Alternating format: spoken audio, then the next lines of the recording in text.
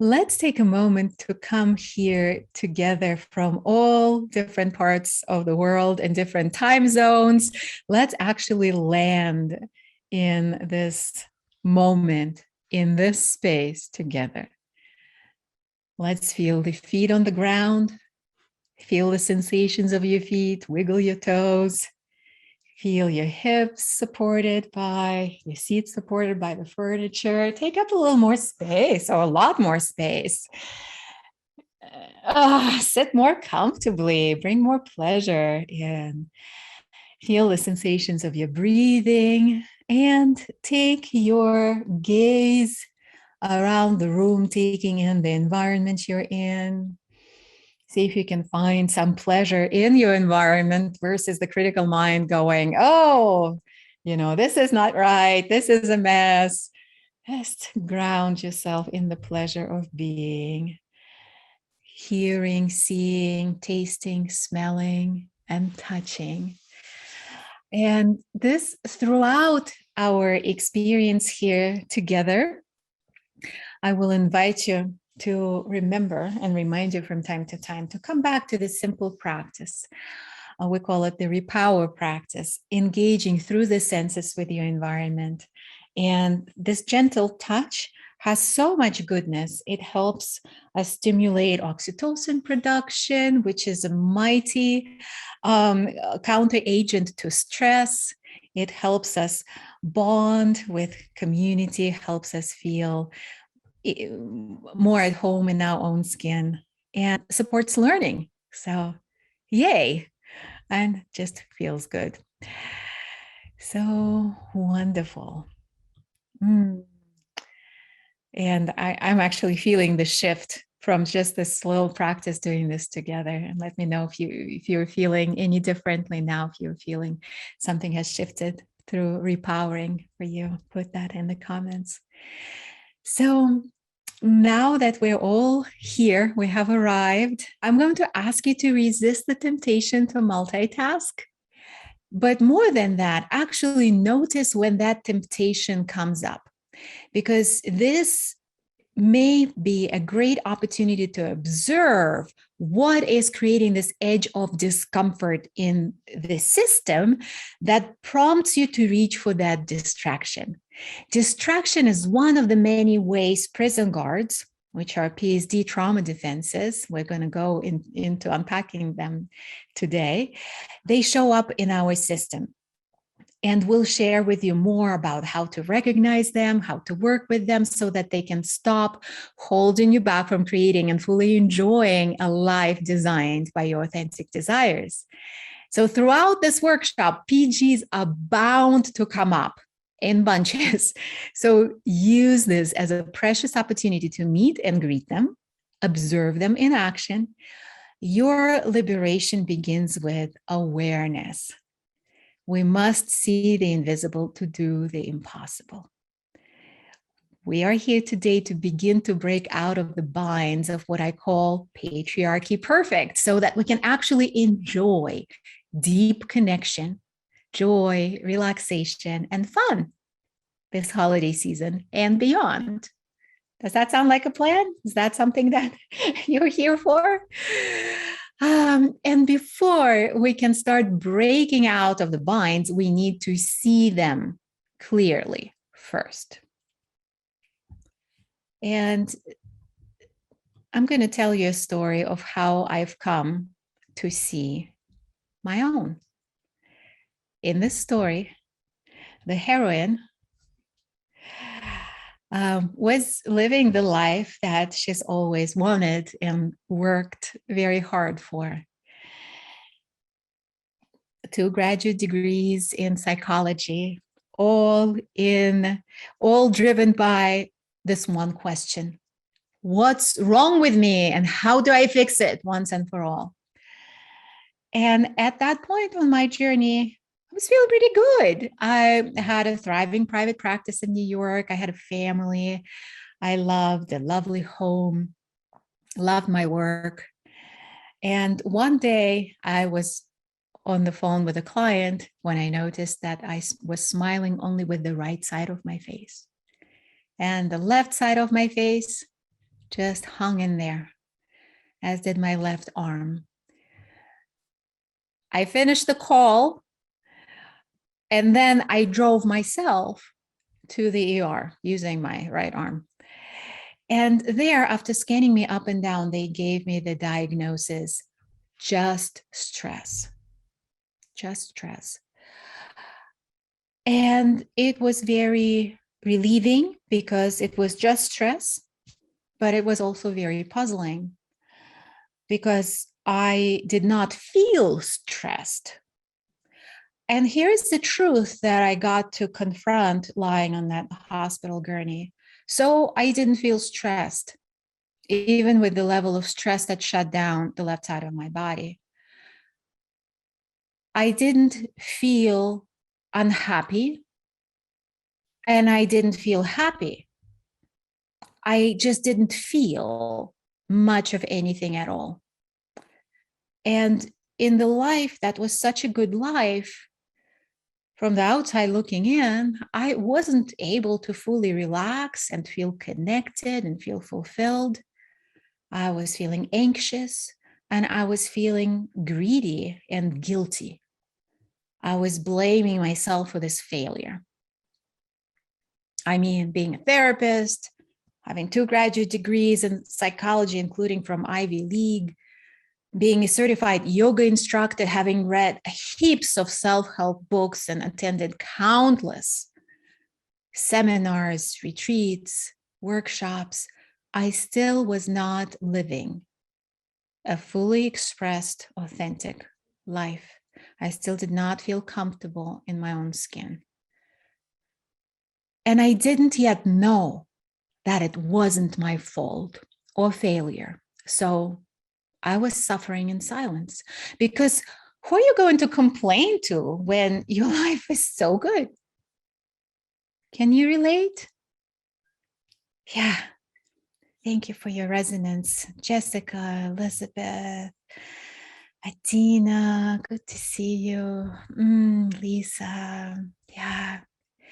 And that's what we're here today. Why we're here today. So on that particular fateful day, lying on the hospital gurney, I started asking that question of, well, how come? How come my clients are making these shifts in their lives? They are shifting into the fullness of their being, and I am stuck. What am I doing for them that I'm not doing for myself? And the answer was that with all of my clients, I was using mind-body trauma healing tools, although for most of them, they wouldn't have identified as having had traumatic experiences because they had normal childhoods, normal lives, pretty good lives at that. And yet, all of them were showing this telltale symptom of trauma, which is disconnection. Disconnection from parts of their bodies, from their authentic desires, disconnection in their relationships and the core relationship with themselves. And then I started asking the question of, what kind of trauma do we all have without realizing it? And at the time, research in the field of epigenetics was showing that traumatic experiences are genetically transmitted. Trauma is genetically transmitted. And that was what connected the dots for me. Wait a minute. Women have been oppressed for thousands of years. Our bodies did not belong to us. Desires? What desires? Nobody wanted to know what a woman desired. She couldn't have what she desired. She couldn't marry who she loved. She didn't even have legal rights to her own children. She couldn't get a divorce. She didn't have authority and autonomy in her life. She couldn't make her own money. All that is traumatic. And that's how the discovery of PSD, Patriarchy Stress Disorder, came through. I termed this intergenerational trauma, Patriarchy Stress Disorder, and this discovery changed everything. It finally answered the question, what's wrong with me? And the answer was nothing. Nothing. There's nothing wrong with me. There's nothing wrong with you. And we're here today to break the spell of self-blame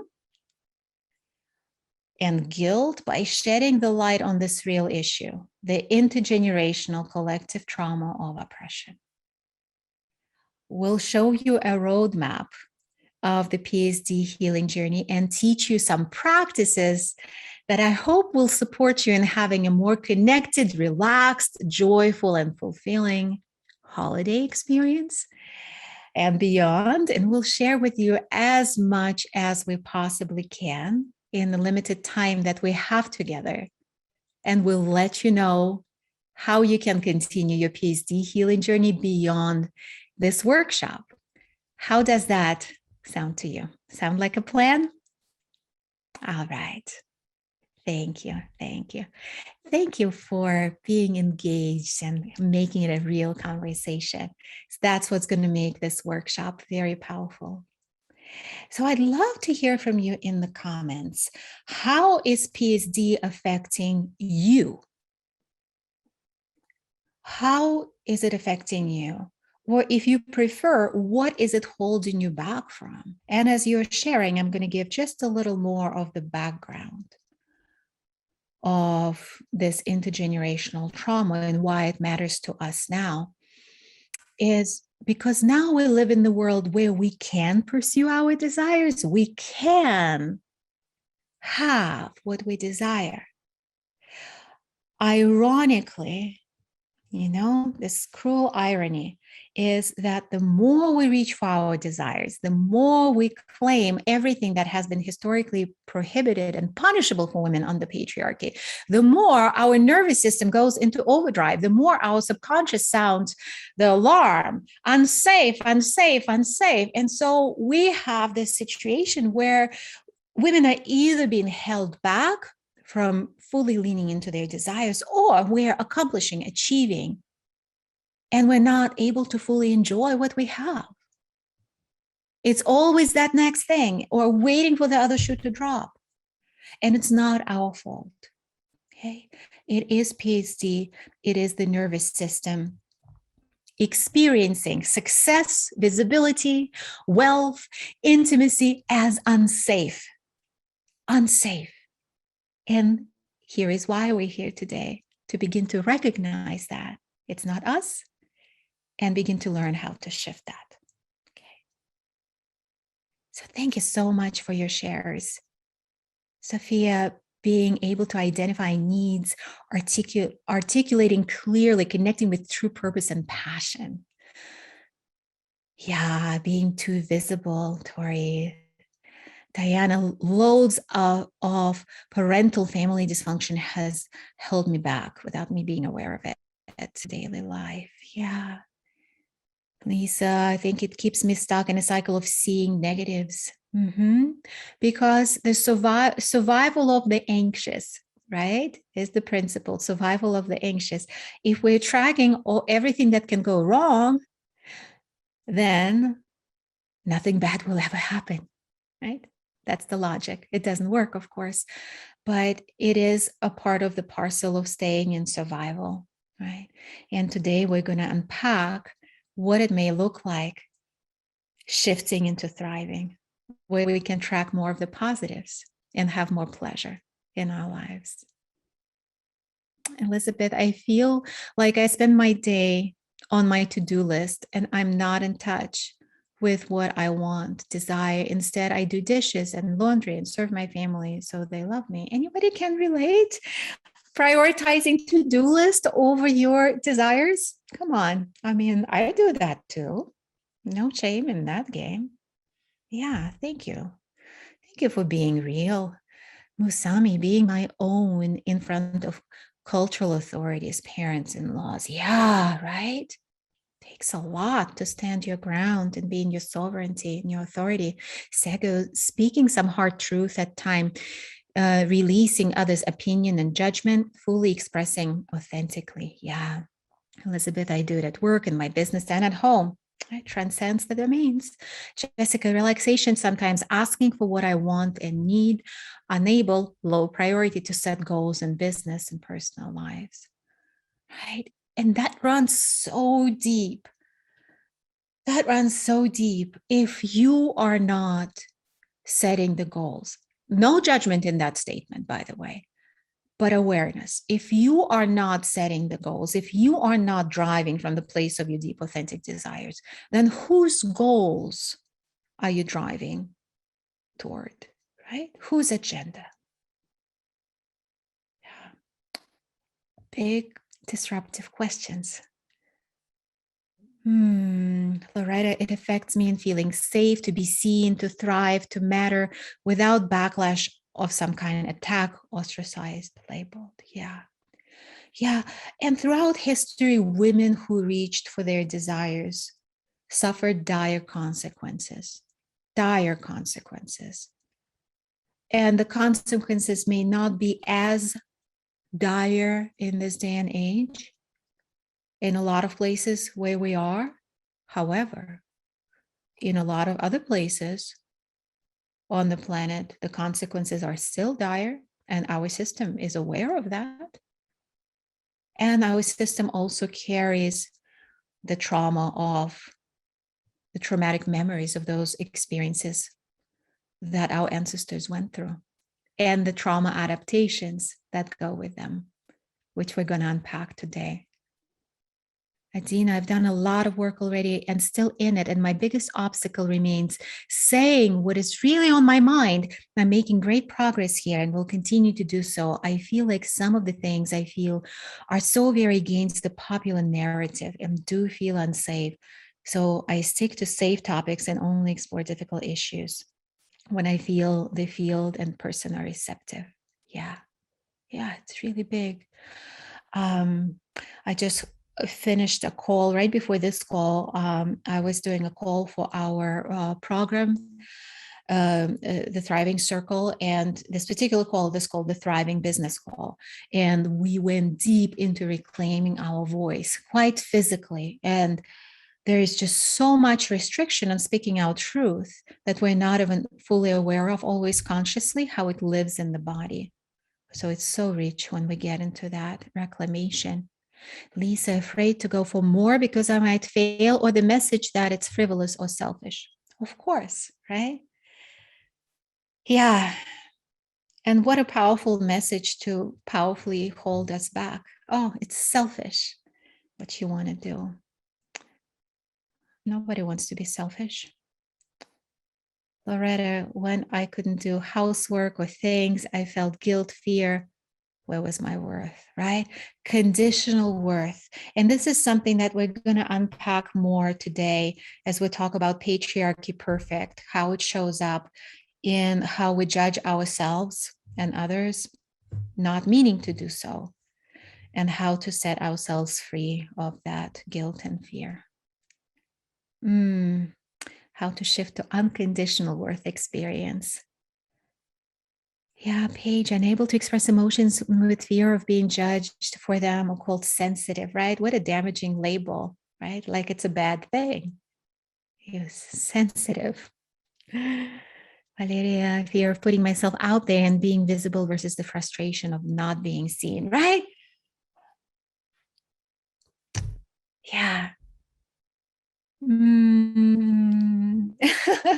Adina, I love you calling out your PGs. Don't worry, you'll have the recording of the Thriving Business Call. It's there for you. So now who's beginning to feel like a little bit more space for what you're bringing, like you're in good company, like beginning to recognize it's not just personal? Are you beginning to see that we're all kind of right in the same boat? I'm so glad. This is part of the power of us gathering here to do this reality check. Now, I'd love to hear from you in the comments. What have you tried to solve these issues? What have you tried to solve these issues? I see some knowing smiles going across. What have you tried? How have you worked on these issues already? So I also want you to see that you're in good company of fellow seekers committed to your liberation.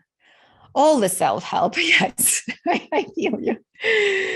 Sophia, going to therapy, becoming a therapist, reading every self-help book. I see you, sister.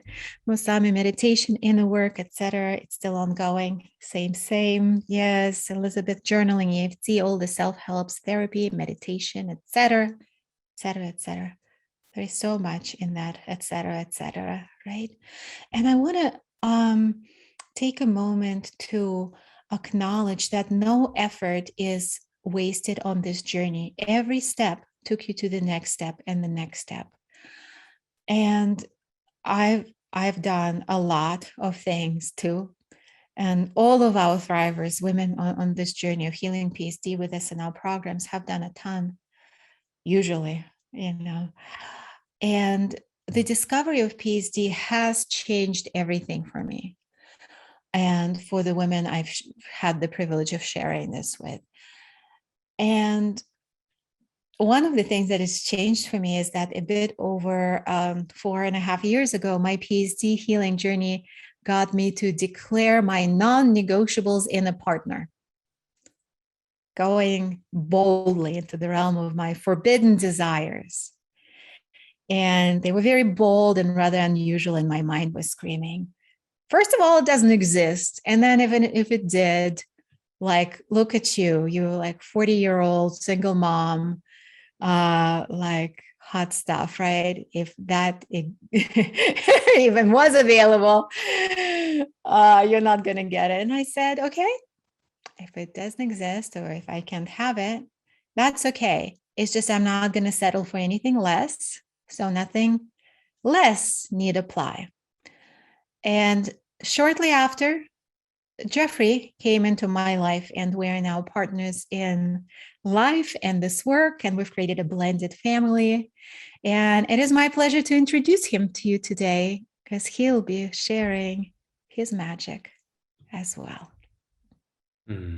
Thank you, love. I appreciate that. And I just want to, before I share a little bit of, my story and why I'm so committed to this intergenerational trauma resolution work and collective trauma healing, I just want to first acknowledge the space of, for those of you who are new to this space, I know many of you are in the work and jumping into the work, but for those of you who are new, having a man in this space may light some things up as we're talking about patriarchy stress disorder. So just presencing the place where I want to acknowledge and welcome anything that might light up or trigger, right? Whatever arises here gets to be here, right? Anger, distrust, judgment, fear, frustration, resentment, excitement, curiosity, whatever. It all gets to be here. And I welcome the projections, right? Because that's part of how we actually can do that work, right? We've seen so many places where it's just women working on healing this kind of wound with the masculine, with cultural things, without conscious, safe masculinity present. And it often leaves something lacking. Certain pieces aren't able to be accountable for, healed, processed, acknowledged, worked with in some of those spaces. Sometimes those spaces are great. And there's another piece that comes in when we have conscious, safe masculinity able to be in the space also. So I thank you for the privilege and the honor of being able to be here in this space with all of you. I don't take it lightly. I appreciate it a lot. And that's part of one of the reasons why I get to be here with all of you as we work in that space. And in terms of this deeper work, just to give you a little bit of where I'm coming from in it as well. So my background was actually, I came from a family where also there was this massive commitment to inner work. Both my parents were in therapy since I was like 2. I was in therapy since 3. Like there was a lot of that. Psychopathology was a household word. So it was just a lot of that kind of space. And they were both committed to trying to shift that intergenerational trauma patterning. But my mother did have some really challenging mental health issues. She had bipolar, so there was that was unmedicated, undiagnosed, unprocessed, despite her being in talk therapy for many years. And so because of some of those traumas, by the time I was a teenager, I sort of hit my own existential depression, suicidal for almost a year, maybe even a little longer. And that really was that catalyst wake-up call for me. And it kind of kicked me into this place of really pursuing, what is it going to take? What is it really going to take to get free, to heal, to be well on all levels? And that really started my 20-year obsession with resolving and healing trauma and patterns from a lot of these different alternative angles. And I studied with a lot of really cutting edge leaders in somatic trauma resolution and how we work with the mind body and those kind of elements, a lot of cutting edge energy psychology and how we can work with healing trauma through those kind of angles. And I really came to be committed to and understand how we can work with, or how important it is to work with both that early developmental trauma and this ancestral trauma, collective trauma, even sometimes soul trauma, from this integrated approach, from this approach of mind, body, energy, all these different components. And I've been obsessed with and committed to that ever since. And one of the things I discovered in that process that was really became a big part of my why, and then when I met Valerie, it just went even further, was I saw how hard my mom worked at her healing process. I know every one of you on this call, like you said, none of you have not been putting in the effort. Every one of you have been working to resolve and heal your trauma. And I saw how hard she worked without actually getting the healing or transformation, because she didn't have all these pieces. She didn't have all these frames and things. And I think about the decades of suffering that could have been avoided for her, for the family, for future generations. And that became a massive part of my why, just helping women not have to suffer like that, so that things could shift, heal, transform so much more rapidly. And then when Valerie and I got together, it was just this total resonance alignment. What she was bringing when she brought in the patriarchy stress disorder frame, it was like, oh, that's it. And we've been at it ever since. And I'm so grateful we have the pleasure to get to support all of you and women around the world and helping to heal and break free. So that's a little bit of where I'm coming from, my background, how I came to this work. And again, thank you for allowing me to play and co-create and support and guide with you here and moving forward on this whole healing journey. Thank you, love. And thank you, everyone, for welcoming Jeffrey and sharing what's coming up for you, Musami. I appreciate that. If you noticing the triggers and being with them, and we'll have the opportunity to go deeper into being with what's coming up productively today. I opened my book with this quote: "We must see the invisible to do the impossible." So today we're going to show the invisible in the prison of PSD, how it functions and operates, and how to stage your jailbreak. When I was writing my book, I came across this study that has become kind of, in a nutshell, the explanation of how trauma is created and transmitted from generation to generation. In this study, researchers introduced the smell of cherry blossoms to mice while simultaneously zapping their feet with mild electric shocks. These mice were then bred, and their children and their grandchildren, when exposed to the smell of cherry blossoms, showed a strong fear and anxiety reaction. So as you're hearing it, let that really drop into the body and what that means for you, for us, high-achieving women who have all this opportunity in the world that historically has been patriarchal for thousands of years. PSD is women fearing the smell of cherry blossoms being everything that has been prohibited and punishable for women under patriarchy. Loving who we love, making lots of money, owning our own time, making decisions from the place of our deepest desires, not from the place of what everybody else wants for you or from you, right?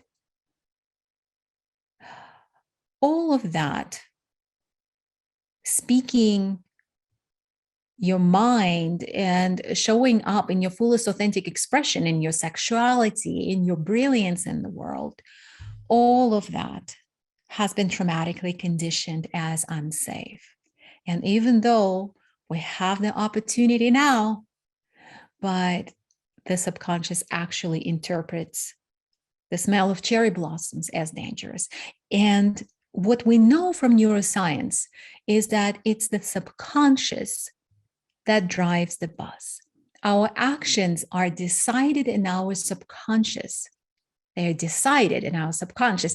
The conscious mind hops on the bus last and explains away why we are not asking for a raise, why we are stuck in this unsatisfying situation, be it in your relationship or dead end job. Why fill in the blank, right? But the real reason is that those things rooted in your deep, authentic desires don't feel safe. And as long as they don't feel safe, the subconscious is going to vote no, and it's going to drive the bus in the opposite direction. And if through willpower we manage to override that and we still accomplish things and do things, then it's going to be very hard to enjoy these things. And we'll go a little deeper of why. What's the connection between having pleasure and the experience of joy and happiness and feeling safe? And we're going to have some experiential practices to help you explore that and build that safety. Okay. So something I'd like to share with you that has to do with this healing journey. What's important to understand is that this trauma lives in our body. It lives in our subconscious. The body is the expression of our subconscious mind. So talking about it doesn't really solve it. You know, knowing you are in prison doesn't set you free. What does set you free is working with the nervous system, the body, the mind and the body, the energy directly to create that safety on the embodied level, safety around cherry blossoms. That's in a nutshell how we do this work. And we're excited to share with you what it opens up and makes possible. So I'm loving that there are some conversations happening, in the comments. And if you have any questions pop up, feel free to float them through. I may not catch them in the moment, but I will review them and see if I can answer them either on the workshop or in follow-up materials that I create for you, Jeffrey and I create for you. Okay. So, and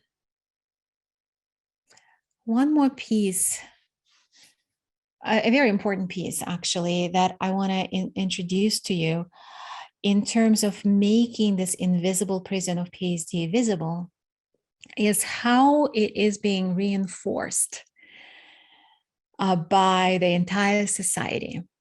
How the idea of patriarchy perfect is being reinforced, that you got to look a certain way, you got to weigh a certain amount, you got to look like you are whatever age, right? And it's these stories, these cultural stories are re-triggering PSD every step of the way, and they're limiting the sense of what's possible for us. Even if consciously we are very confident and we know that we can achieve great things. But what our subconscious registers is that in the United States, there has never been a woman president, right?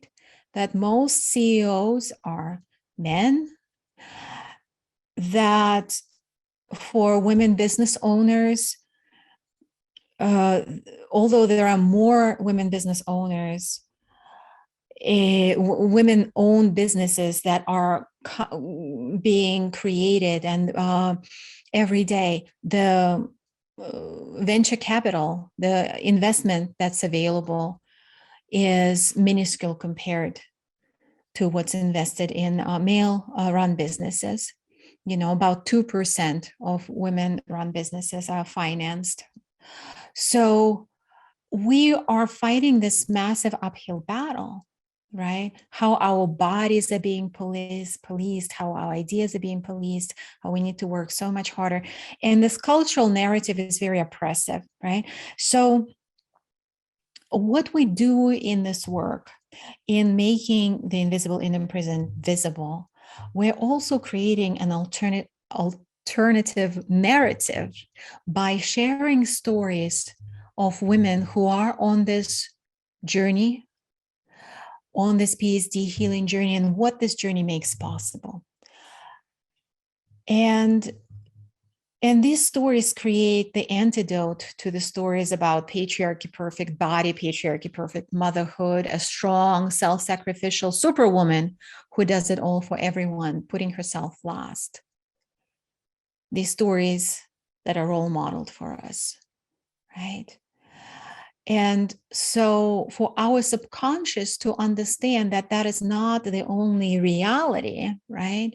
That is why we're going to be weaving these stories into our work together today, so that your sense of what's real, what's possible, and what's safe expands, right? It's very, very important for us being able to witness each other.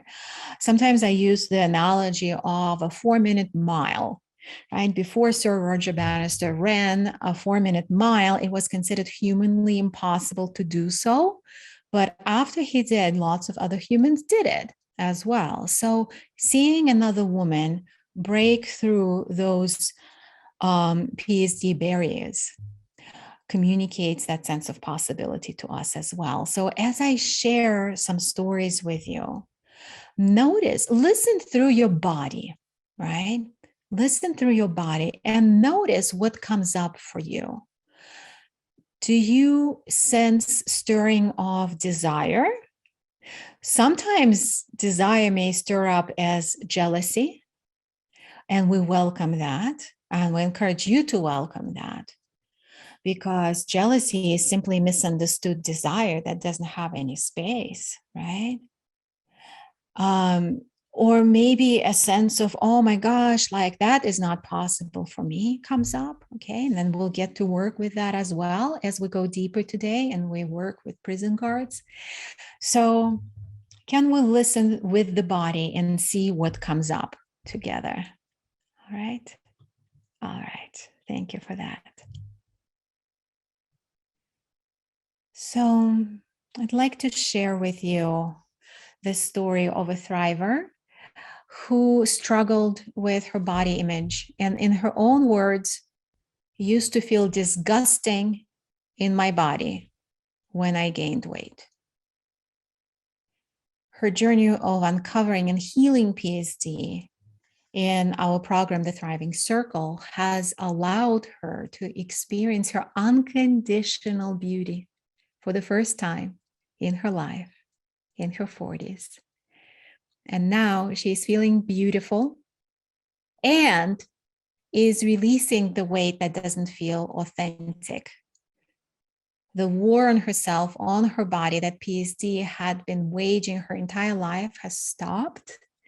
And she's modeling this unconditional love and approval of herself to her daughter.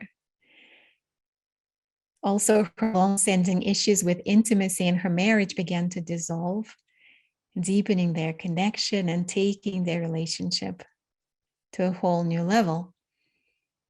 During her year with us, she also accomplished a successful transition out of her previous job and negotiated a beautiful, lucrative exit, which has enabled her to go deeper into her zone of genius and pleasure, doing what she's authentically called to do in the world.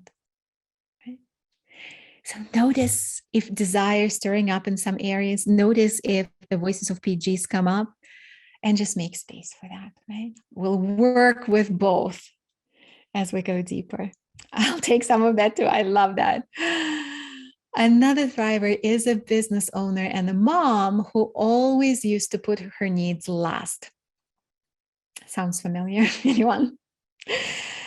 And being a strong woman, she carried all problems of her family and her team, and it began to take a toll. She struggled with bouts of anxiety and panic attacks.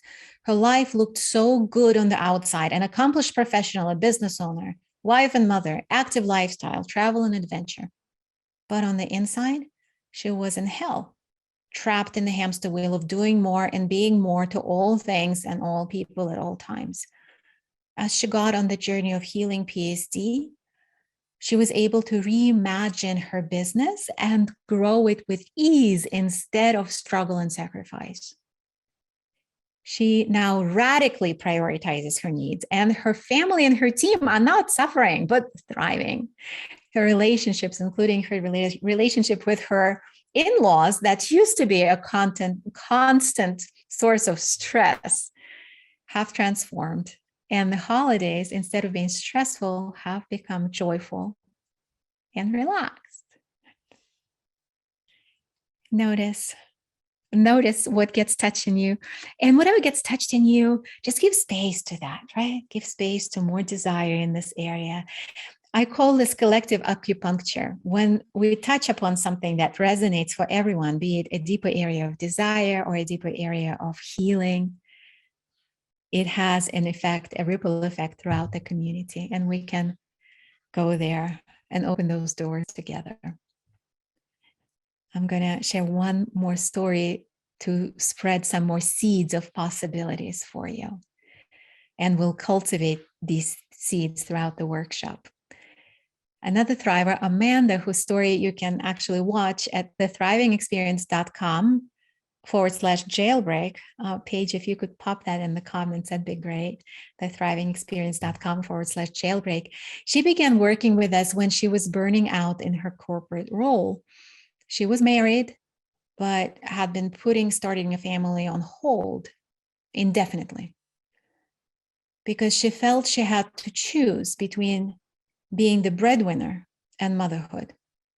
It was a very difficult choice, one she felt she didn't have much say in, and it was causing her so much pain. A few weeks into her PSD healing journey with us in the Thriving Circle, she got very clear on her desire to leave her job that left no space for her life.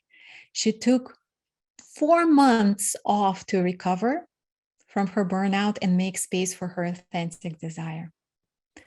Now she makes $50,000 more a year, working half the time while being valued and respected more for her genius.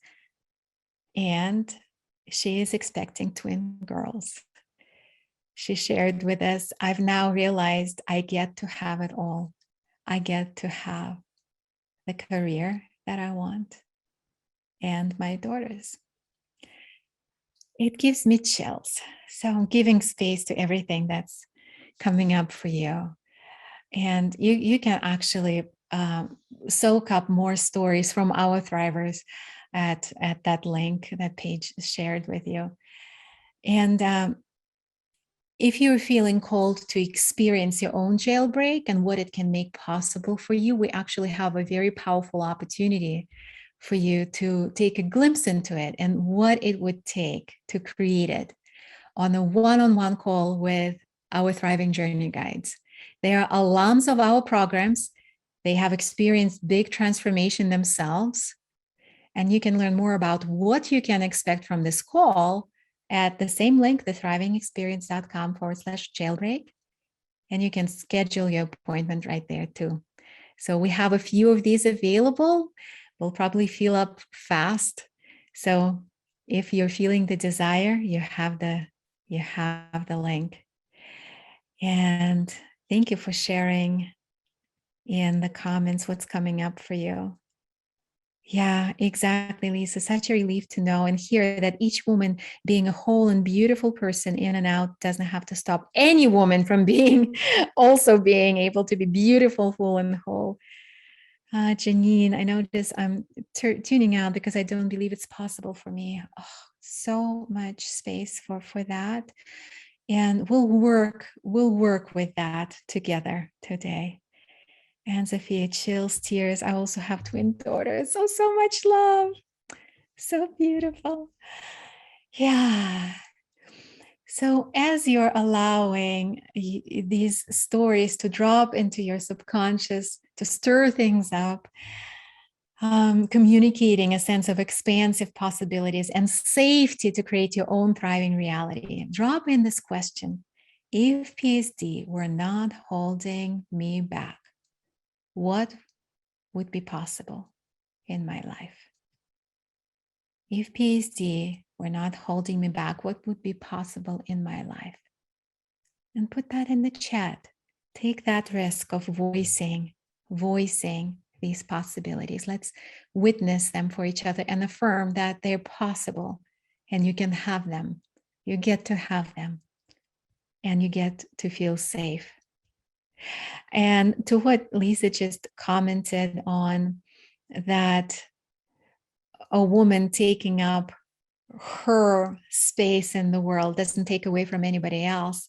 I'm going to take it a step further and propose to you that the more you take up space with your desires, the more space, the more you give permission to every woman to do the same. So yes. Thank you for that. Launching an aligned business. Yes.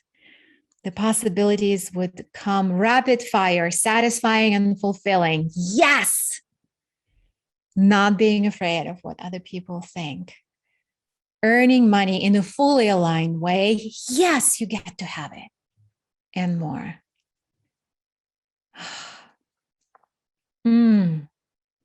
Yeah. And if you're having a little bit of hesitation right now, if you're experiencing a little bit of hesitation in giving voice to your desires, this is not you. There is nothing more dangerous to patriarchy than a woman who is in touch with her desires. Let that drop in. So your desires are protected by prison guards. We're going to unpack that more in the next section. And yeah, they're protecting you from those cherry blossoms, from the pain of not having them. And that pain is intergenerational because a woman could not have them even a few years before. So recognizing that if you're having trouble connecting with your desire or voicing it or moving toward it, committing to it, it's not you. And that's why we're here today. So through stories, shares, teachings, and practices, today we're going to make it safer for you to make space for your authentic desires and move toward them. So let's begin by making more physical space for your desires. I'm going to show you a technique that you can use to help shift your physiology, to open more of your capacity for your desires in this moment. Okay. And yeah. Oh, lovely. I am giving more space to your desires in the comments. Have a thriving relationship, not feeling small, $1 million+ dollars in sales, etc. Full, healthy, fun friendships, supporting loving relationships with family too. So good. Yeah, sexy relationship with my husband and supporting charities, paying employees. So beautiful. And it's such a great example of how the opposite of selfish, can we have this reality check together? How the opposite of selfish your desires actually are. Like, look at your desires, deeper relationships, creating positive change in the world, right? The opposite of selfish is giving space to your desires and following them. All right. So there we go. I'm debating whether, let's stand up for this one. Let's stand up. And this will be the first little shift that we do. All right. Okay. So first, get in touch in your body with the areas that are a little contracted right now around this whole conversation about possibility and your desires and who you get to be and what you get to have and experience, right? Just notice, maybe you're holding your breath a little bit. Maybe there's a little tension in the solar plexus. Maybe it's in your jaw. Maybe it's in your belly. Just give your body a quick scan and notice what areas are tensing, holding back, communicating prohibition, communicating fear. Okay? And let me know on the screen or in the comments if you've got something. Got something? Got something? All right. Okay. Thank you. Okay. So now allow more space without judgment. First thing we're going to drop is fighting that and trying to shift it into a different state. Give more space to what is present. There is restriction, there is contraction, holding your breath, holding back. Give that more space. Yeah, I see you. Thank you for trying to keep me safe. Yeah. All right. And now we're actually going to increase that a little bit. So if you're feeling contraction, like in your belly, intensify that a little bit and follow that body impulse to, if you took it all the way, where the body wants to go, right? Or maybe it's in a different part of your body, right? Maybe your shoulders are tensing. So if you allow the shoulders to do what they're doing, maybe you want to curl up in a ball, right? So intensify what you're feeling. Maybe you're clenching your fists, right? And allow it to take you to its fullest expression. And pause there for a moment. And then very, very slowly, super slowly, like I would have to put the video on fast forward to even see you move, and begin to unwind. Begin to unwind. And maybe explore the invitation to go to the opposite end of the spectrum. If there was contraction in the belly, what would expansion in the belly look like? Inviting that. Ooh, and once you reach that point, pausing there a moment, and noticing how that feels. And now we're going to shake a little bit gently, just shake things out as you breathe. Whew. Shake things out as you breathe. And then we're going to do this. I'm tapping my shoulder area and I'm tapping my thigh as well on one side and the other side. So this simple technique supports the brain in integrating between the left and the right hemisphere. It supports the brain in integrating experiences and reprocessing experiences, right? So we experienced something that maybe didn't feel quite safe. We created more safety, and now we need to integrate that. Okay. And I love completing each of these practices with a little bit of caressing, or maybe a lot of caressing.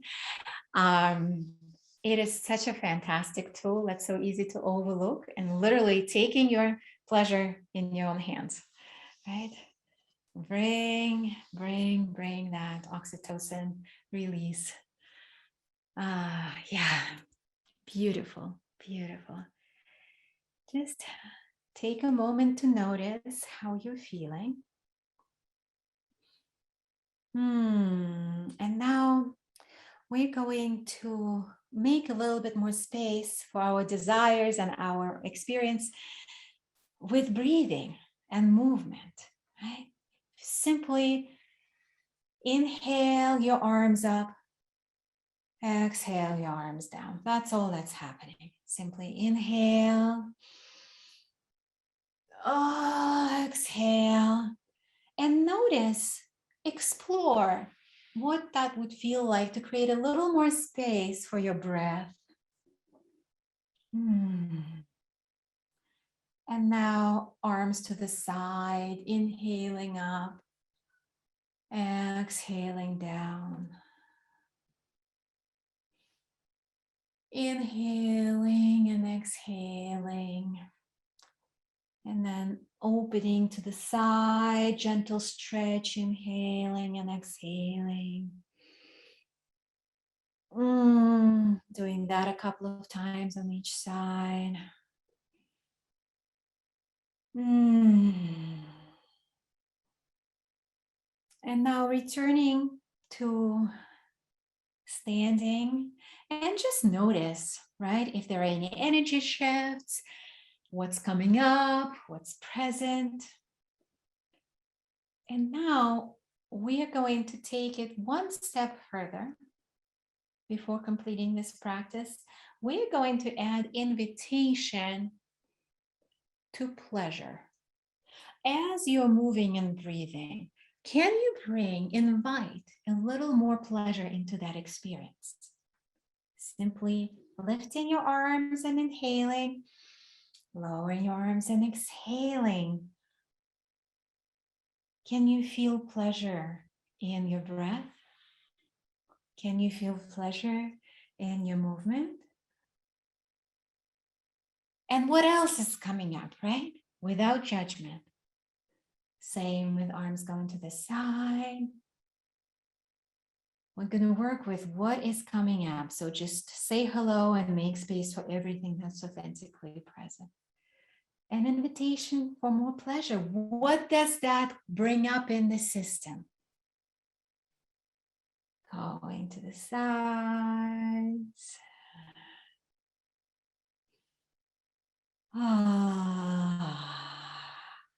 And one more to the side on each side.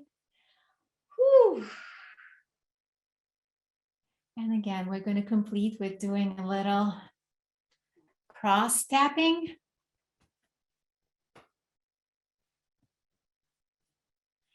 Breathing and caressing.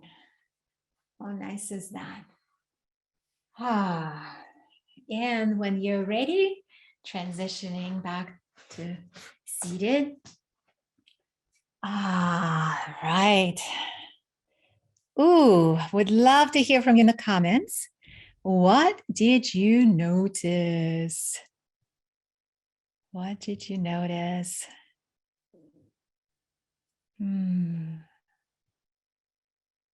What did you notice in this practice? First of all, are you noticing any shift in your energy right now? How much space you can take up? Maybe you're sitting differently. Maybe you're breathing differently. Maybe you're feeling a little differently in your skin. Yeah. And what came up during the practice? Was there a space for pleasure or some prohibitions coming up? I expect them to. They come up for me too. And so we work with them layer by layer, and each layer creates more possibilities for freedom and joy, relaxation. My body feels loose and relaxed and tingly. Love that, Adina. Musami, it felt really good. Janine, yawning. That's great. That's your nervous system shifting into parasympathetic, by the way, which is a sign of relaxation. And that's where all the cool things are happening: rejuvenation, rest, the body healing itself, right? All happens in parasympathetic. Yeah. Musami feels comfortable. Great. Sophia, tears coming up at the beginning, questioning, feeling shy, reserved. Yeah. Diana, releasing of energy via yawning, calm. Beautiful. Thank you for playing. So good. So, did anyone notice any holding back or any restriction on feeling pleasure, right? Like any difficulty at all there? Yeah. Any difficulty at all opening up to pleasure? Yeah.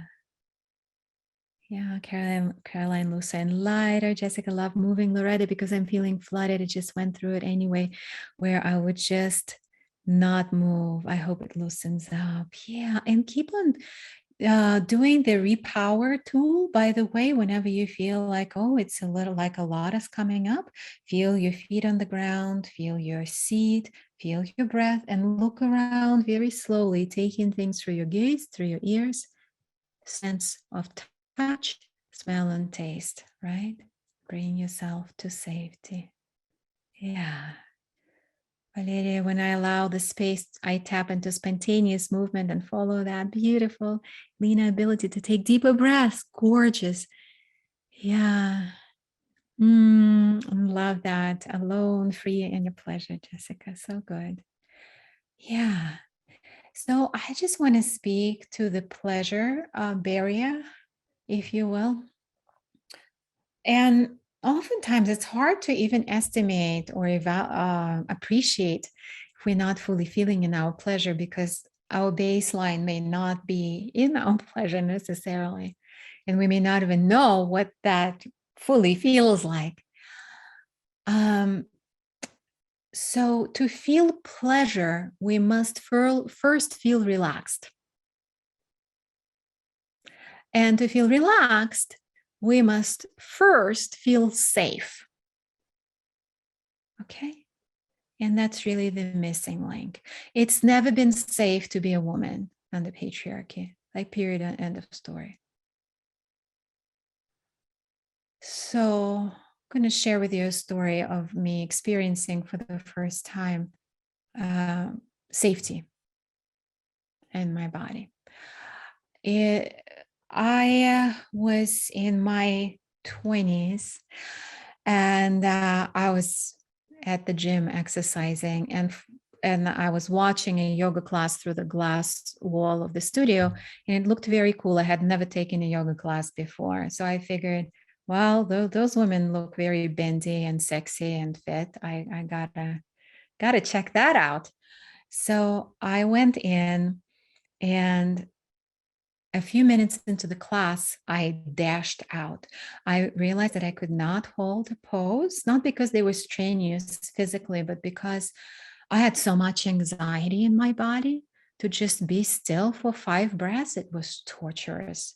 So I ran out, but then I came back and stayed a little bit longer, and then repeated that a few times. And eventually I got through the whole class and landed in the final relaxation pose, Savasana.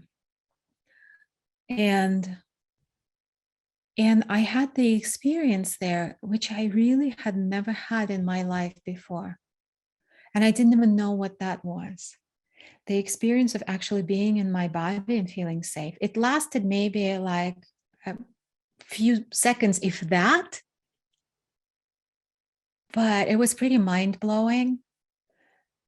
And I knew that I wanted more of that. Right. That's all I knew at that point. I didn't know how to make it happen again, what it would take.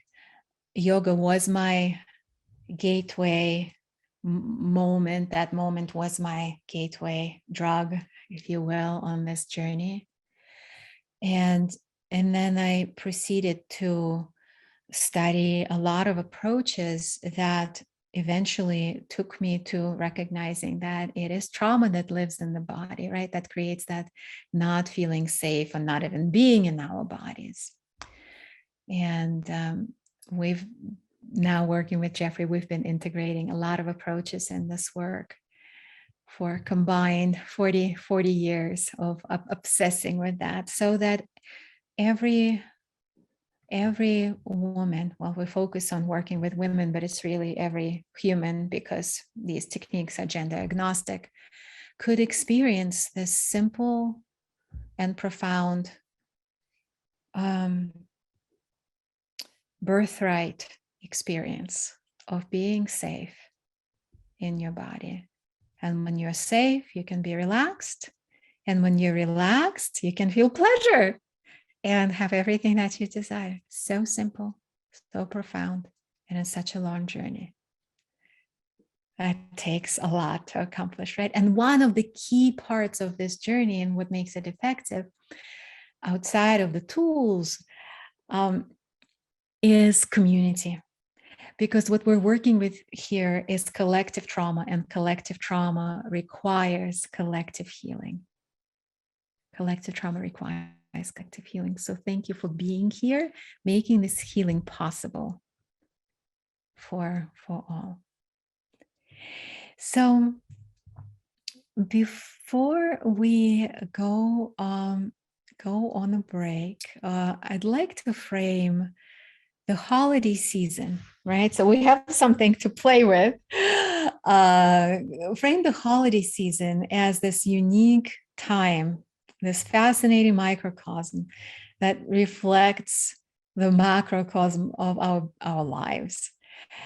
During the holidays, our usual routines are disrupted, and holiday times tend to amplify the patterns that are already in our systems.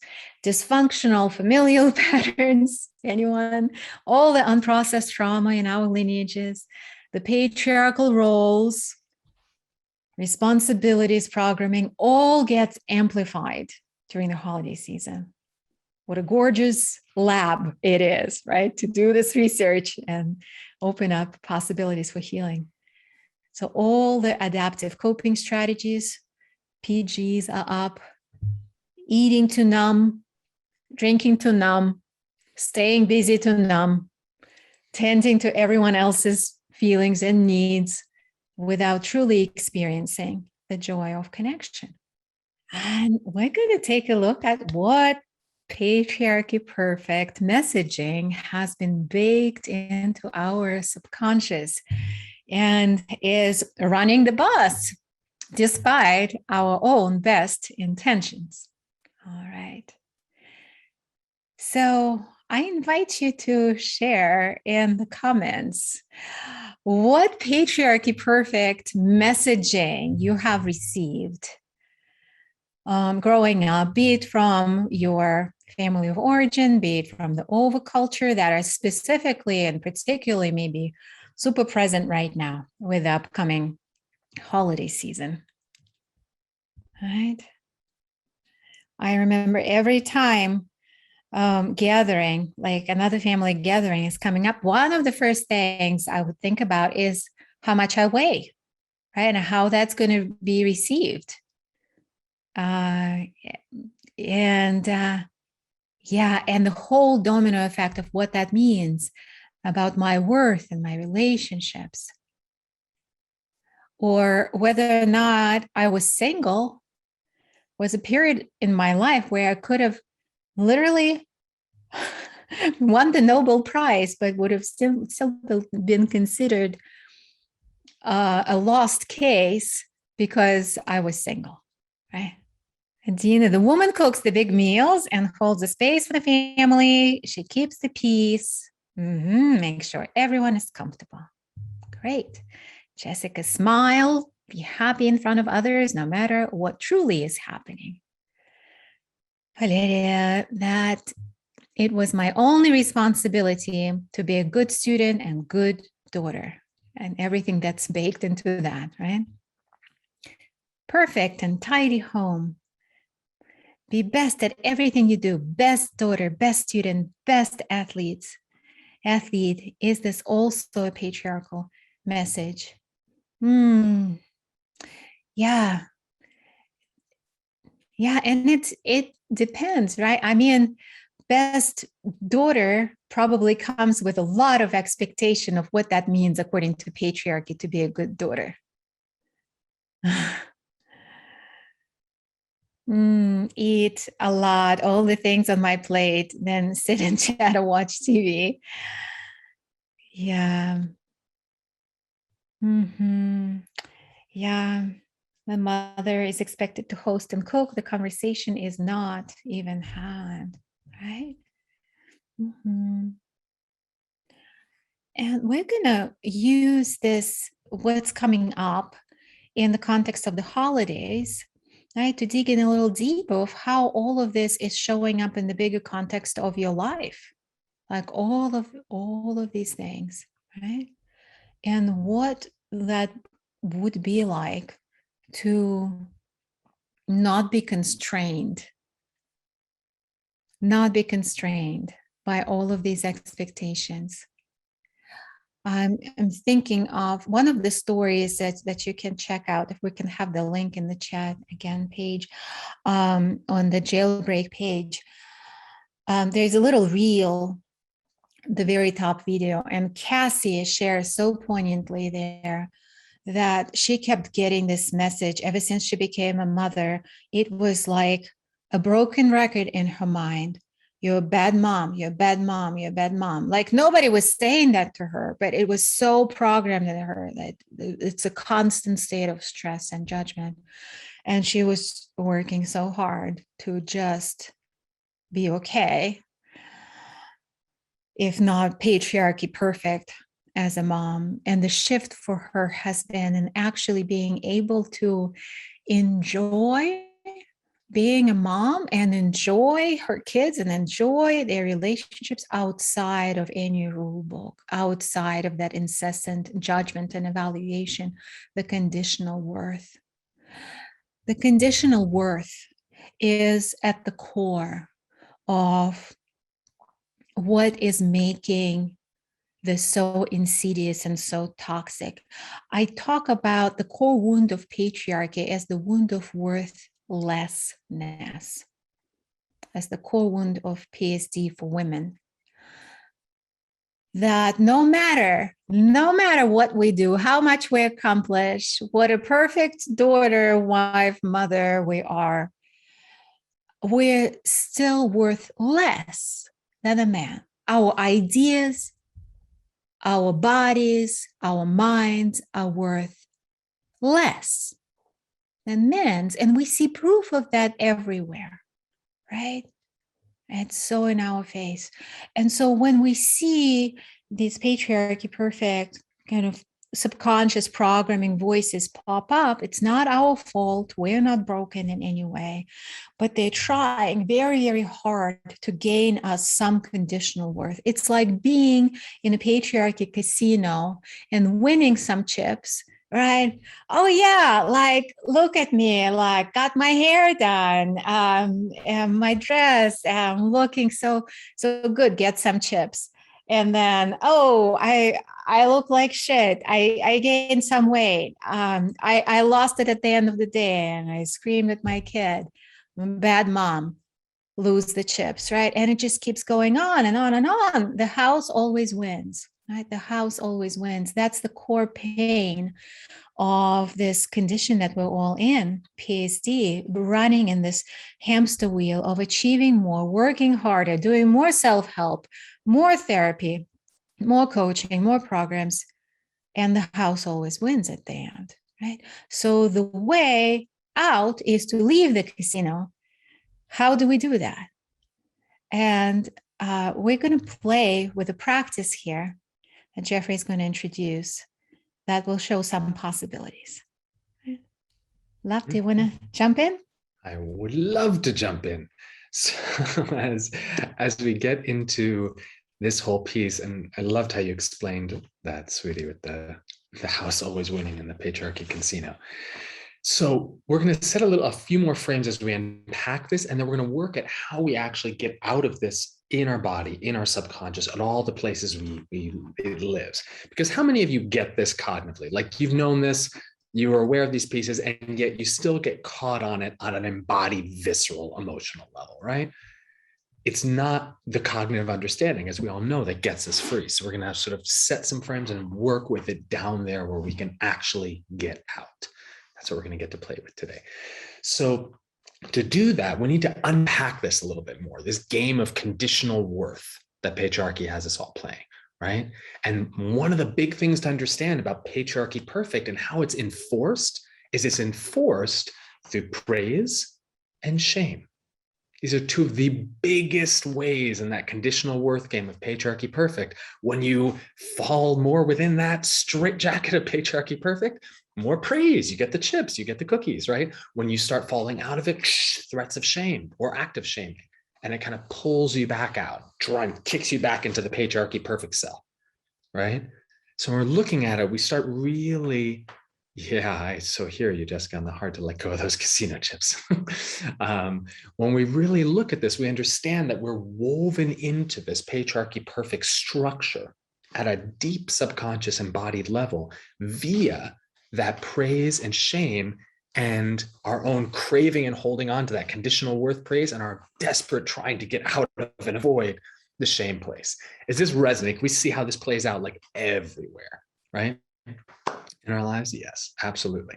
So one of the things as we start unpacking this and realizing this is one of the biggest ways that patriarchy continues to keep women controlled, contained, and then extract unpaid labor and resource and all those things and imbalanced patterns, right? It's because that straitjacket, that pattern, and this lives in our bodies. And in a little bit here, we're going to actually find it and find how it's showing up for you in your body, in your subconscious. So as we're about to drop into the body and into process, there's a couple ways in which how we roll in certain parts of this work that I want to just set in place.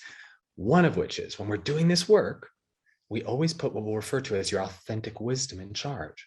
You could essentially think of it as like that wisdom within you that knows beyond what your conscious mind knows, beyond what any of these other parts may or may not know, not your whole subconscious, but the parts within you that know exactly who you are, exactly what you're up to, and how to navigate things through.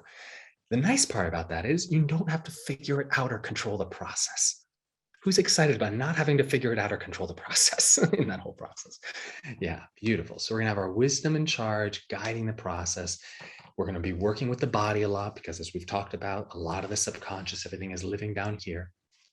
The other key pieces, as you may have noticed, we're going to be playful.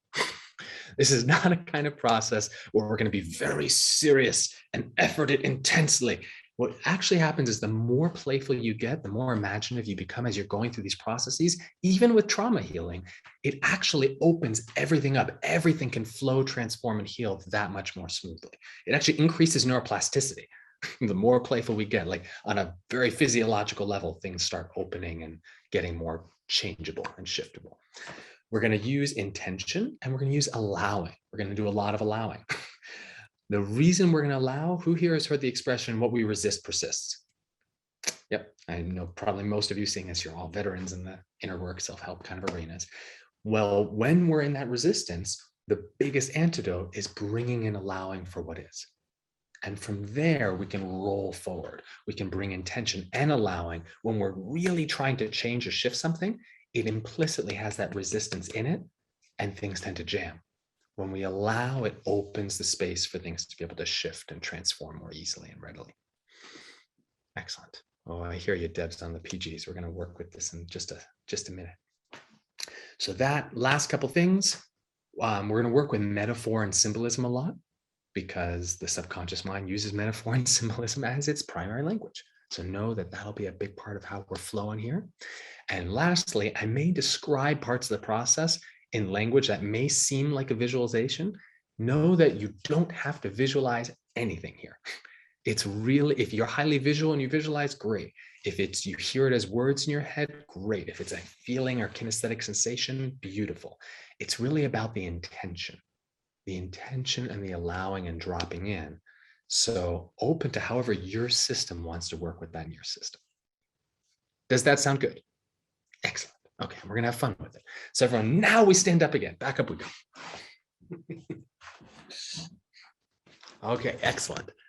So from this place, I want you to take a moment and first just stretch your body a little bit. Just kind of open your body up. Shake a little bit, pat your body, let it wake up. Very good. Excellent. And just put one hand on your heart, one hand on your belly, and just allow yourself to just begin dropping into sensation. Just notice when you bring awareness to your breath, when you bring awareness down into your body, what do you feel? What do you notice? What sensations are there? What emotional tones might be there? Does it feel hot or cool, more tight or open, charged, solid, liquidy, fluid? There's certain feelings present. Just whatever's there, just get curious. Create some space for it. Excellent. Good. So now let's have that intention to put our authentic wisdom fully in charge so that you don't have to figure it out or control the process. Your wisdom that knows exactly what's going to be most aligned for you. So just have that intention. Imagine you're like ordering off a menu. Wisdom, yes, please drive. I'm going to chill out over here for a minute. So have that intention, invite and allow for your authentic wisdom to be in the driver's seat in the process. Excellent. And now I want you to connect in to when we were talking about these different types of patriarchy perfect, right? These different prison cells, straitjackets, patterns of how you've been told you have to be, right? In whatever areas of your life. And this could be something that you know is coming up as you're going into the holiday season, or it could be an area of patriarchy perfect somewhere else in your life that you know you really get caught in. And take a moment and allow yourself to connect with the experience of that. Allow yourself to even connect with the time and the place when that was really up in your system, where you were really in touch with that pattern. You may even see what you saw at the time, hear what you heard, or in a typical situation like that, see how you were standing or breathing, feel what you felt as you associate back into that experience, that state, so we can really map it out more effectively. And I want you to ask your body and your wisdom, when you tune into that, how does that patriarchy perfect pattern, how does that feel in your body? Notice, where do you feel it most strongly? And just bring your hand, wherever you feel that pattern most strongly, bring your hand there, right? And notice as you're connecting with that, what's the shape of it? Is it like a band? Is it more solid? Is it a plate? Is it all like amoeba-like? And what's the consistency? Is it solid? Is it metallic? Is it wooden, plastic? Is it liquidy or gooey? Is it sticky? Is it gaseous? Is it electric? Just notice what the quality is, what its consistency. Notice what its texture is like. And notice its edges. Take your hands and actually trace the edges of that pattern in your body. Notice, does it go through your whole core, up through different areas? Just explore, like, where does this patriarchy perfect pattern extend in your body? Get curious about it. Check down your body, up, the front and back, and just allow your hands to gently trace where those edges might be to help you really be in touch with how this lives in there. Yeah, notice if it had a color, what color would it be? First impression. Just go with first impression. You may even feel like you're making it up. That's perfect. Just go with that. Colors might it have? Does it have any temperatures or weight that goes with it? Excellent. And as you're mapping out how this whole patriarchy perfect structure exists in your body, just sort of take note of all that. And as you do, I want to invite your wisdom. Imagine you can allow your authentic wisdom to put on your hands like gloves, as if your wisdom could slide its own consciousness into your hands, and through your touch could begin bringing a lot of allowing awareness and compassion exactly to where you were feeling that patriarchy perfect pattern in your body. Your wisdom just bring that quality of allowing safety for exactly as it is. As we create some space for this pattern to be here so that we can work with it, get curious about it. Okay, excellent. And what you're going to notice now is that within this patriarchy perfect pattern, there's places where your system knows you tend to feel praised or shamed around this patriarchy perfect pattern. There's going to be places in your body where when you go to connect with being praised about it, the experience of that to keep you in line, or being shamed to keep you in that patriarchy perfect pattern, you're going to notice there's places where those light up. So I want you to think of a time, remember a time where you were praised for staying in that patriarchy perfect pattern. And it may even be where you saw someone else being praised and it was, so not something you feel like you've been praised for. And notice where that praise lives in your body. that feeling of being praised for being patriarchy perfect. And wherever that is, let your hand go there. And map that out a little bit. Check into what the shape and texture and consistency and color of that place where that praise hooks into your body and subconscious. Just get curious about it, explore, be your own inner somatic investigator there. Really good. Maybe just tracing the edges of where and how that praise lives in the body. Excellent. Acknowledging that. And we're just going to bookmark that because we're going to come back to it. Now, ask your wisdom where the experience of shame around this patriarchy perfect, when that gets lit up, when that's been projected, where does that show up in your body? Again, first impression, wherever you notice it, just bring your hand there. And I want you to really break down the sensations that make up that shame. What is the shape of the actual sensation in the body? Is it solid? Is it square? Is it angular? Is it more fluid? What's the consistency? What does it feel like it's made of if it was made of a substance? That sensation of that shame in the body. Mm-hmm. Notice if it had a color, what color or colors would it have? First impression.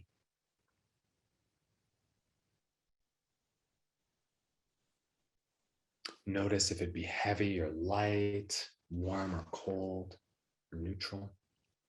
Just noticing whatever's arising as you're really getting familiar with how that pattern is living in your body.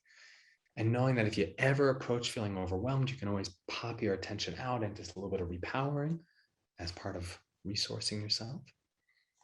Excellent. So now, as you've mapped out how that shame actually lives in your body, now we're going to work with both the pride and the shame to start loosening up how those patriarchy perfect gets anchored into them. So now I want you to bring awareness to back where you felt that pride. So notice wherever that being praised was living in your body, touch there. And wherever that praise pattern was living in your body, I want you on your next inhalation, imagine with your hands, you can hold on to it. Let all your craving, all your attachment, all your holding on to that conditional worth casinos come into your conditional worth chips around that praise. Breathe in and squeeze, like clutch on to the praise. Breathe in, squeeze with your hands. As you exhale, let your hands relax, relaxing back into more allowing awareness. Where your hands can just allow it to be there as it is without gripping onto it. One more time, breathe in, allow yourself to actually grab onto it, cling onto the praise, hold onto it as if you were really grabbing it, being attached to it.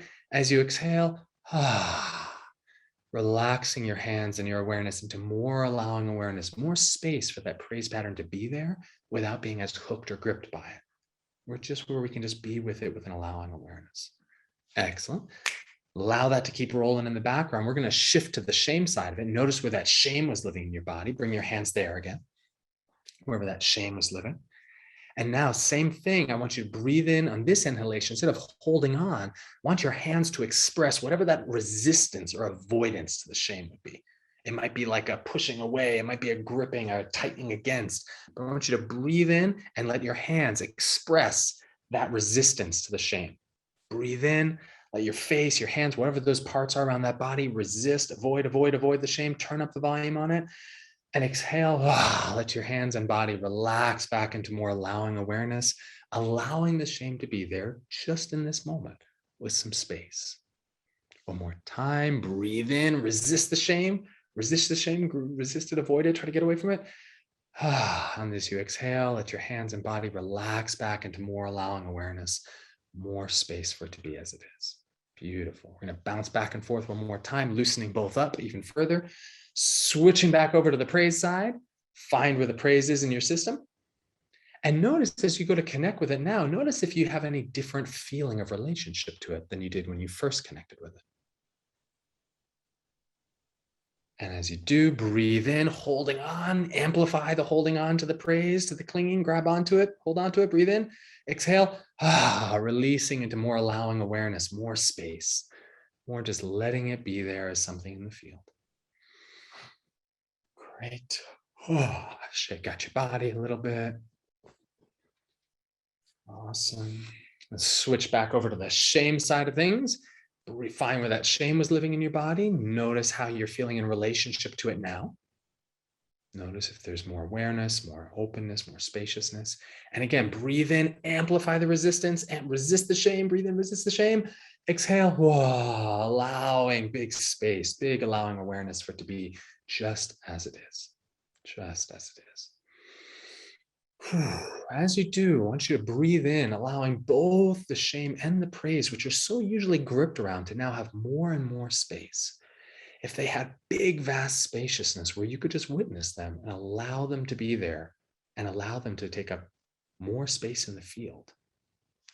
Now, I want to invite your wisdom to bring into your body and your subconscious the insight that none of these are yours, that you did not actually create either of these, as well as that whole patriarchy perfect pattern you were connecting with. Can let your body become aware of this, that this was like a beautiful patriarchy perfect heirloom that came with matching shame and praise sets that your mother and your lineage gave to you. It's like, oh, here you go. It's perfect. It fits just your size. Right? This whole patriarchy perfect straitjacket pattern with its little shame and praise webbing, right? And so letting your whole being begin disidentifying more and more at that body level. Be like, oh, this isn't even really mine. Like, I did not create any of this. None of this began with me. And notice what happens in your body as you more fully disidentify, both from that patriarchy perfect structure as well as from that shame and that praise. Breathing into that. Noticing as you disidentify, as we have more allowing awareness around it, more awareness of how it is in the body, with even greater disidentification. Oh, this shit isn't even me and mine, specifically, right? Breathing into that, allowing that to begin further opening up. As that happens, now let's drop into your body that insight that, and this is all that giant story. It's just the patriarchal programming going, now I have worth, now I don't have worth, now I have worth, now I don't have worth. Let your wisdom drop in the reality, which is it's not true, but not just in your head. Let the realization of that wash through your body, that the stories and the programming that anchor this in are not actually the truth. They're just a story, very popular story, but just a story. And breathe, let that wash through your whole body. Notice as you have more allowing awareness, more clarity, more disidentification, and you're seeing through the story, notice how all of that begins to loosen up, further unwind, be less bound in the body, the unconscious, in your energy system. As there's more allowing, more disidentification, more cutting through the story structure of it itself. And now I want you to open to allowing your wisdom to begin gently moving through your whole body, further clearing and healing and unwinding from you, not only that shame praise heirloom set, but that straitjacket or that pattern of patriarchy perfect itself. Imagine your wisdom could find all the places where the next layer of that is anchoring into your body and your subconscious and begins just gently unwinding and unraveling it. You don't have to figure it out. Your wisdom knows exactly how to do that. Just have that intention and allow your wisdom to start unwinding those next layers. And as your wisdom is unwinding those next layers of that patriarchy perfect pattern and structure and where those shame and praise anchor in, I want to invite you to sort of tune into what does your body want to do? If your body was actually going to take that off, if it was actually going to like strip off or unweave that whole patriarchy perfect corset or pattern or whatever that, how that showed up in your body, what would your body want to do with that? Would she want to shake it off? Does she want to peel it off, rip it off? Does she want to burst into liberating flames and burn it off your field in your body? But open to like, what kind of movement, how would your body want to actually unweave that, pull that off, and let your body actually play that out physically?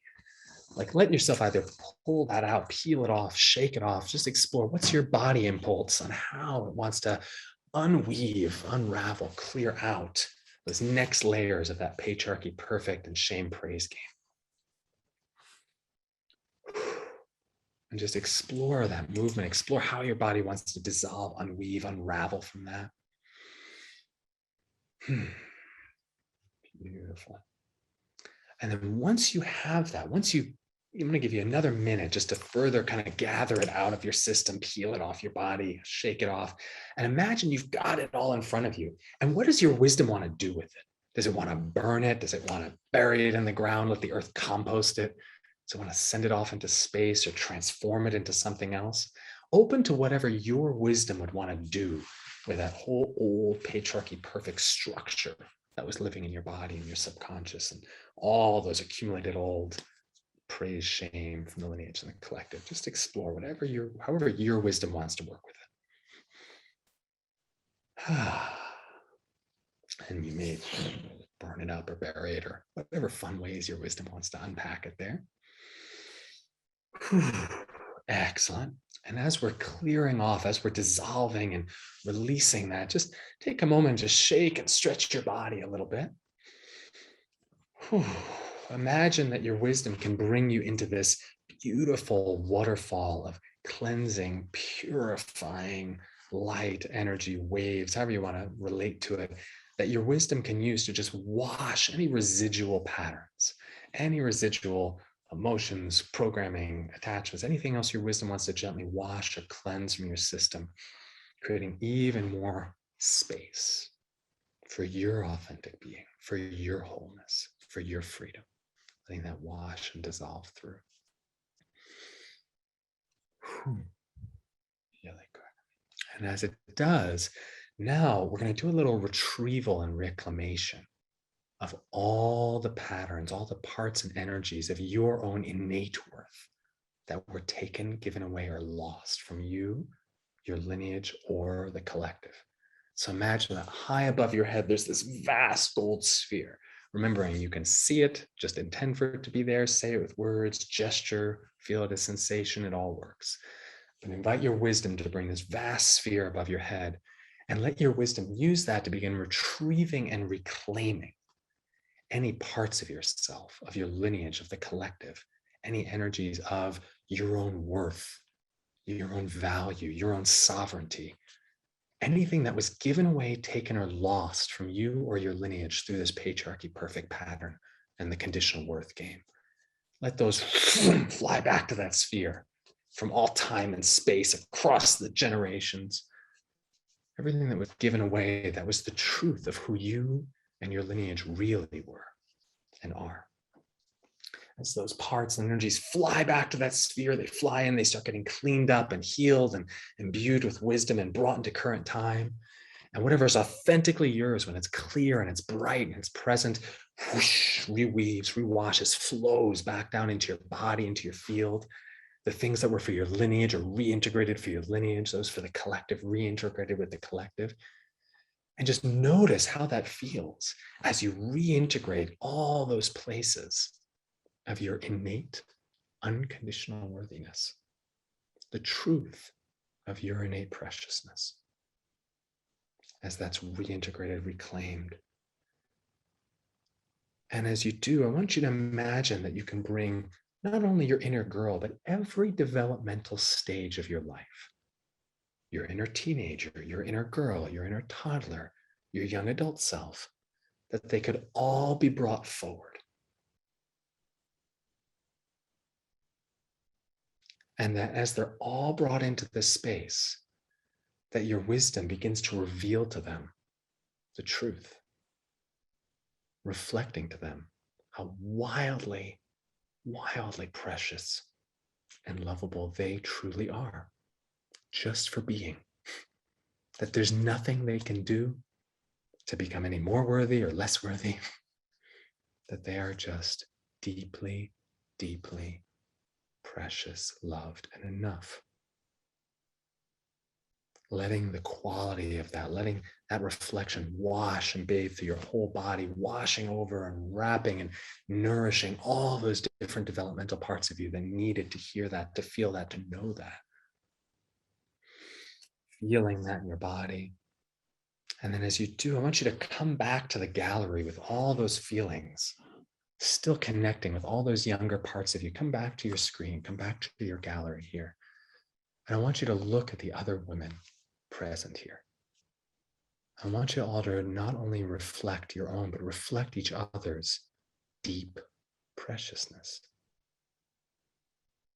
Imagine that we're all these mirrors for each other, and just take in that reflection and offer that reflection of how wildly precious and lovable you are. You can even make a gesture of it if you want, something that just expresses through your body that place of like, yes, who you are, just as you are, so loved. Thank you for being here. Thank you for existing. And just breathe that in. Imagine all your younger parts of you can take that in, wrap them around it like a blanket of comforting, nourish all those hungry places that needed that and didn't get it. Washing it into your body, getting that communal permission, that communal reflection, because we needed this not just from one person, we needed this from many people. It's just a human need. As you're reflecting that, now notice how that actually feels in your body. As you're giving and receiving that reflection, as all those younger parts of you reintegrate down in here, as we're all validating that now we get to play the innate preciousness game, the you get to be who you authentically are game, and that you're loved and worthy, and that it gets to live in you. And as you breathe that in, as you expand that feeling through your whole body, beautiful. Give yourself a little left-right integration. Let that integrate in even more deeply. Let it go deeper into your nervous system, deeper into your whole being. Imagine as you're doing that, you could take that whole feeling of your preciousness, your enoughness, and you could just caress and stroke and like it was an ointment or something that every cell in your body could be saturated with. Wash it through your whole body. Feel it going deeper as you do.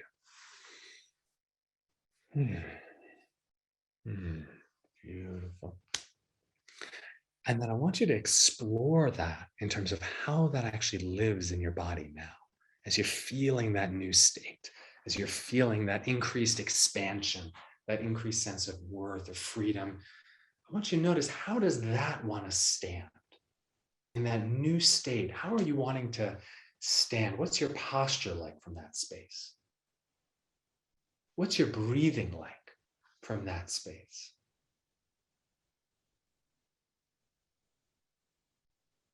If that state of your innate preciousness and everything here was actually allowed to move around, how would it express in movement?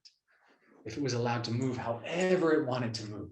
First impulse, just explore in your body movement. Just like, what would that state and feeling move through? If it got to move however it wanted to move, there's no wrong way to express it.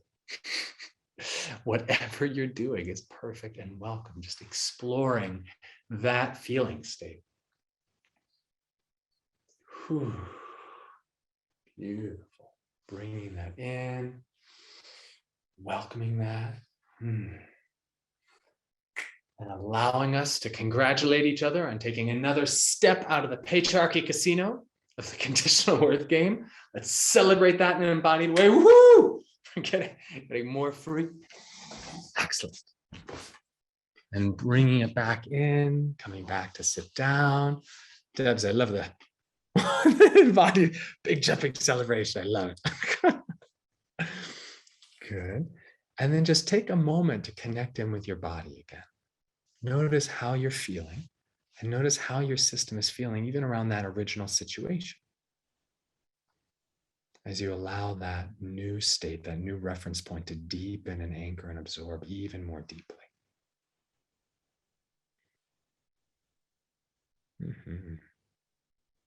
And I wish I could say, ta-da, magic wand, done. You are totally free from that pattern. And this is one of those things that we work on a lot deeper, and obviously our in Thriving Circle and in our programs and works. And there's so many places it anchors into. And you've all done beautiful work right now and unraveling and opening next layers of that.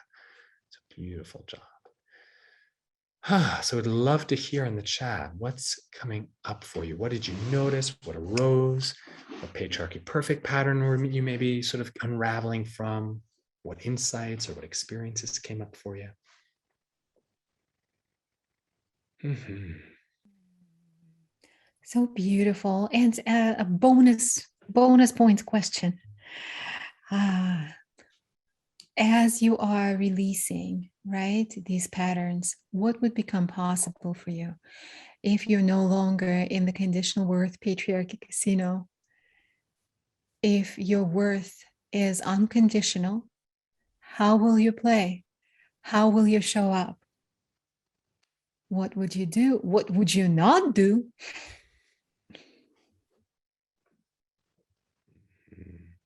Mm. Yeah. And also know that these processes don't end when we stop the process.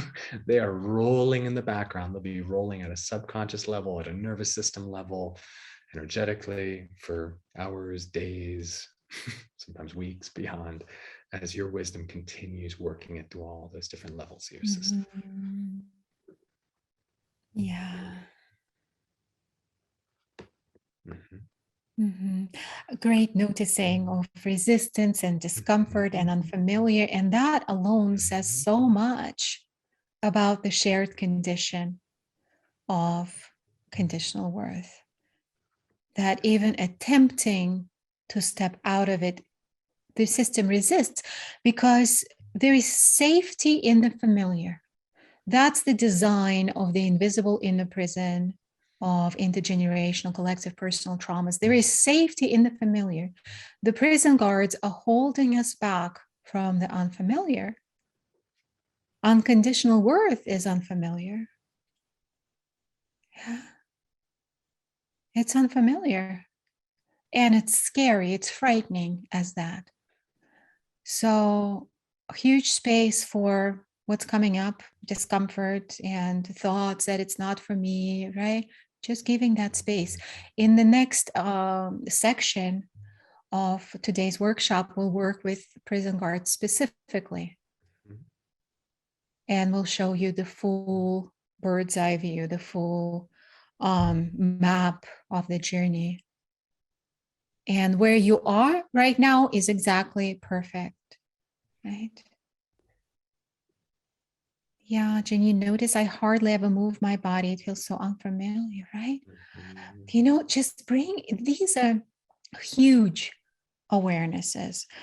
Like oftentimes we will say, okay, like make yourself comfortable and then notice, why were you not sitting comfortably before?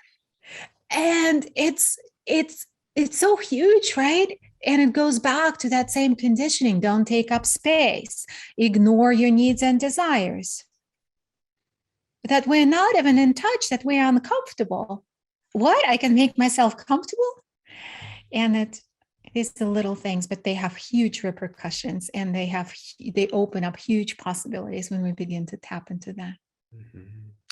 And there's another major pattern that tends to play out that we unpack a lot more further in this work, which is that so many women, most, are in some level of high functioning freeze, right?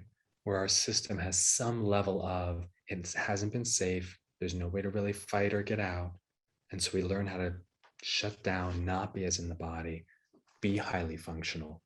And there's a lot of very high performing women and people in general who are actually in high functioning freeze. And there's a lot of that, all different flavors of what that actually can look like and work with.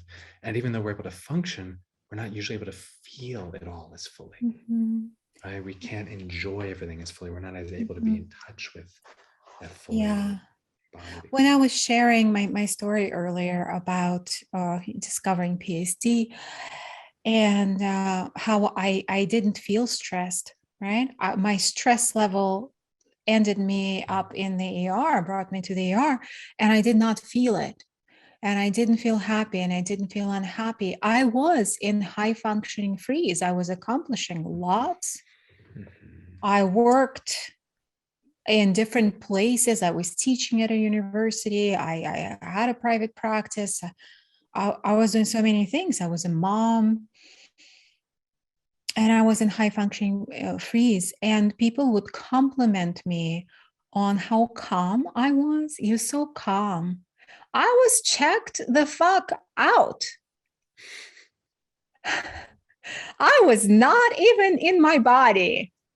I was all up in my head, but I didn't know it. Right? I did not know it. So for you to have this awareness, right, that it feels unfamiliar to be in the body or to move your body, that is phenomenal. That is what we call them jailbreak moments. That is making that invisible visible so that you can make the impossible possible, actually making your body your home, listening to your desires and honoring them, hearing them, trusting them, and acting on them. Two distinctly different layers of coming into your sovereignty, into creating your life designed by your desires. And we'll show you more the map of the process in the next section. And lots of sadness around the praise heirloom.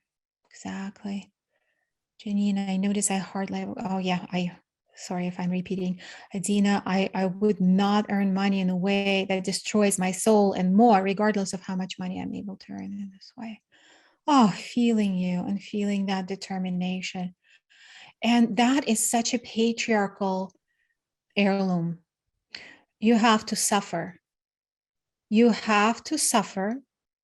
Either it is to earn money, or even there's this patriarchal marriage manual where you got to work on your relationship. You got to work. You got to sacrifice. You got to compromise. You got to basically suffer. And it's terrible because, well, it sets us up for a life of survival, sets us up to ignore our instincts and desires. And it's not the truth. But because our subconscious is conditioned to believe that, to see it as the truth, it drives the bus as if it were truth. There is a story in my book about Jess, not her real name, so it always takes me a moment to remember what not real name I gave her. But the story is real, and it's very, very real. Perhaps you will recognize yourself or somebody you know in this story.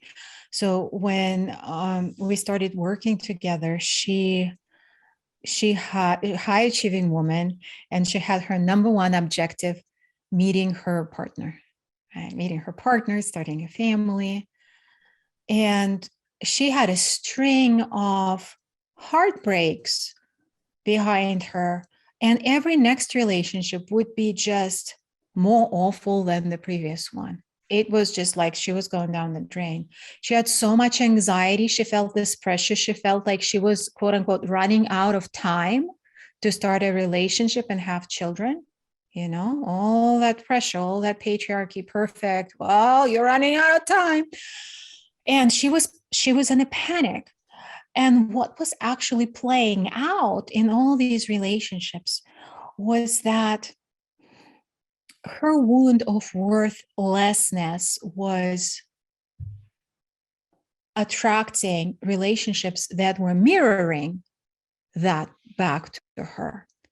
So she didn't think much of herself, not consciously. Consciously, she was very confident. She took great care of herself. She showed up. But unconsciously, subconsciously, that wound of worthlessness was showing up in who she was attracting.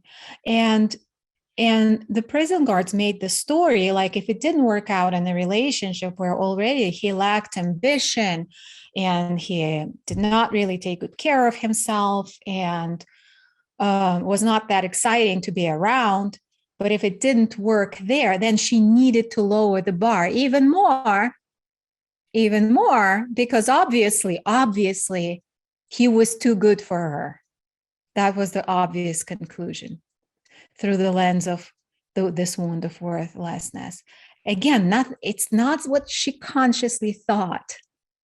She consciously worked very hard and read every self-help book trying to figure this out. how to attract the one, how to attract her worthy partner. And finally, once we started working together and zeroing in on the core issue, which is that wound of conditional worth, things started shifting for her. And she met a guy who was completely different from anyone she dated before, who was reflecting her worth unconditionally. And can you guess what happened? She freaked out. She freaked out. She got so scared.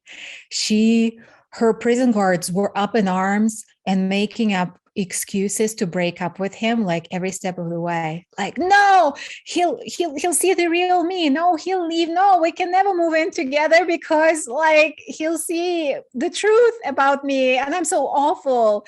So we should just break up. We should just break up now and save us both trouble. Or his family will never accept me because they are normal and my family is not, and all that. So being able to be with what was coming up and work with the prison guards every step of the way actually allowed her to lean into that relationship and receive that very painful initially reflection of her unconditional worth and build a strong relationship. They got married and continue growing as partners. And the same thing happened at work. She was so overworked, undervalued. She was pretty much exploited by the management, and her colleagues would not support her, but readily accept her support. And same. Once we started working with that core wound, everything shifted. And her prison guards had the story of, oh, but it's not my ideal job, but they give me some flexibility. It's convenient. It's safe. And once it became safe for her to accept her worth, she got a very different position where she was valued a lot more. And her contribution was valued, and financially she went to a whole new level, and she had great flexibility. Even before the pandemic, she was able to work from any place around the world. And so magic, right? Magic. How does this happen? And it happens when our subconscious is on board, when it feels safe for us to be in intimacy, to be truly seen for our contribution, for who we are as a whole human. So every step of this work takes us closer to that. And we work one layer at a time. In the next segment, we'll show you exactly what layers and how we approach that, how it all comes together. And each layer that we work through opens up possibilities and takes us deeper to the next level, right? And there are more stories that I really encourage you to check out we could have the link in the chat to the jailbreak page, because these stories really communicate. And notice what comes up for you when you're listening or watching these stories, because things will come up like, this is not for me, this cannot happen for me, etc., etc. Desire will stir up, and make space for it all, because it helps you chart the course to freedom and what gets in the way.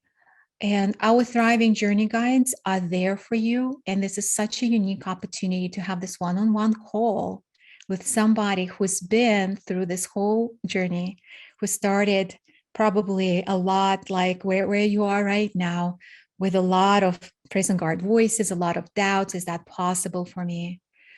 And they can share from their experiences. And more importantly, they can support you in mapping out your prison guards, in holding space for your desire, creating more safety for you to have that desire, mirroring it back to you. This is such an invaluable opportunity to have somebody mirror and hold that big desire for you and really validate that, yes, you get to have this. We need this feedback loop from another. human who has capacity for that. How often do our desires get shut down? And that's why we don't even share them, because we know, like, our family and well-meaning friends will say, are you sure you want to do that at your age? Or it's so, I mean, people already do that, don't they? And shit like that. It's such a phenomenal thing we can do for each other, is to hold space for each other's desires, because it expands our capacity and it gives a feedback loop to our own system that it is safe, it is possible, and you get to have it. And then if it feels aligned, your Thriving Journey Guide can share with you exactly what continuing this journey, working with us more closely, may look like for you, and help you feel into whether or not this is a match. Of course, we would be delighted to be on this journey together. And the most important thing is that it feels right. It feels right. It is aligned. And that's the purpose of the call. So that link that's in the chat right now, the jailbreak page, has a button to schedule with your Thriving Journey Guide. And we really hope that you take this opportunity to have a very different experience.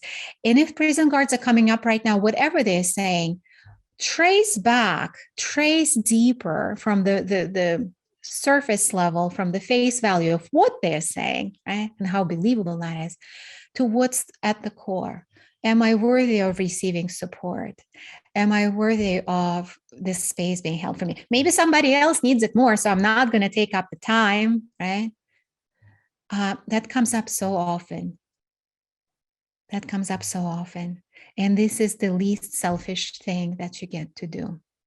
Just like we know from epigenetics that trauma is transmitted between the generations, so is healing. So this is the biggest thing we get to do for our whole lineage, for everyone around us, our family, our team, everyone we touch with our work in the world, with how we're shining.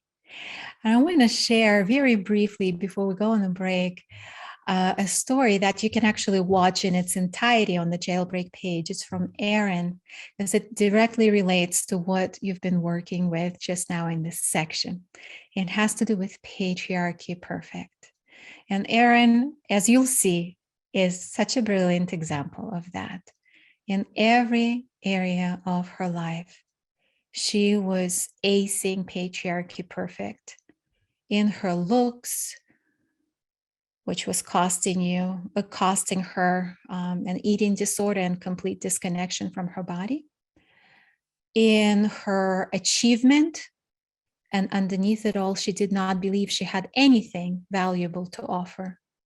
And she held back from ever speaking up in her Ivy League classes. Right?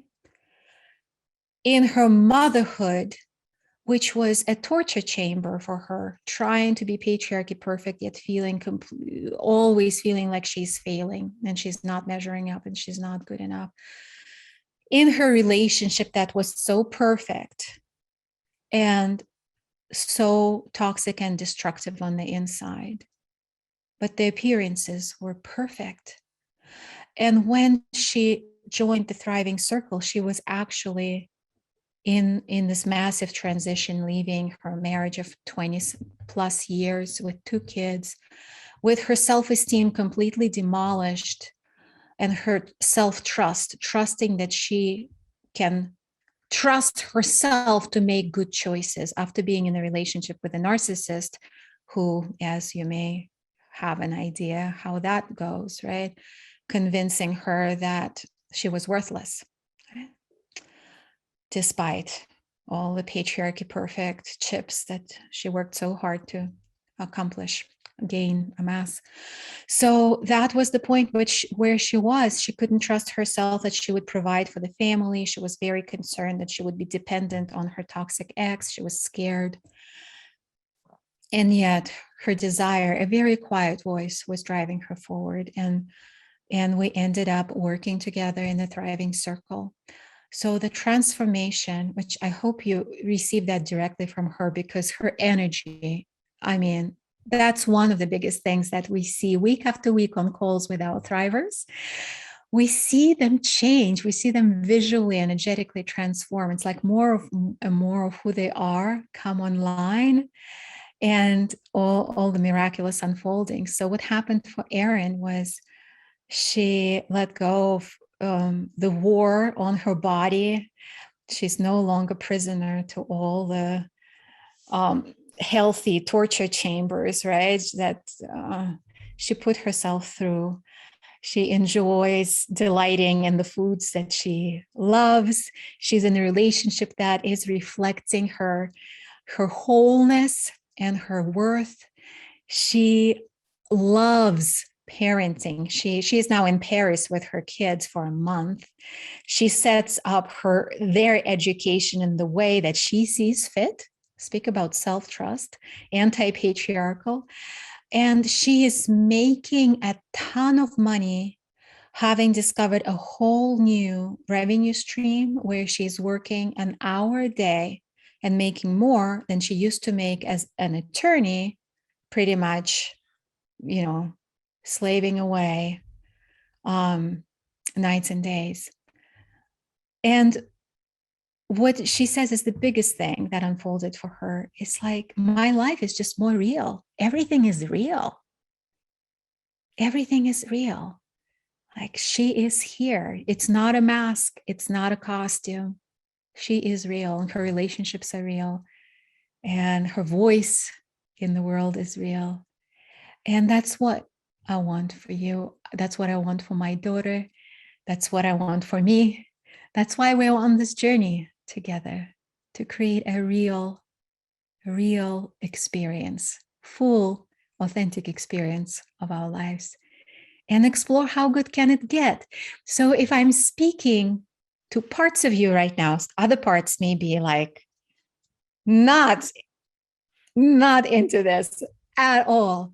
But if there is some stirring of your desire, I hope that you click that pink button on the page, the jailbreak page. The link is in the comments, and schedule your one-on-one with a thriving journey guide who will hold space for you, who will help you in this moment galvanize, catalyze, and actually use what we have stirred up together in a one-on-one way, and help you map out your jailbreak journey. And if it is aligned for us to journey together beyond this workshop, we would love that. And if it's not, you will know with clarity that it's not.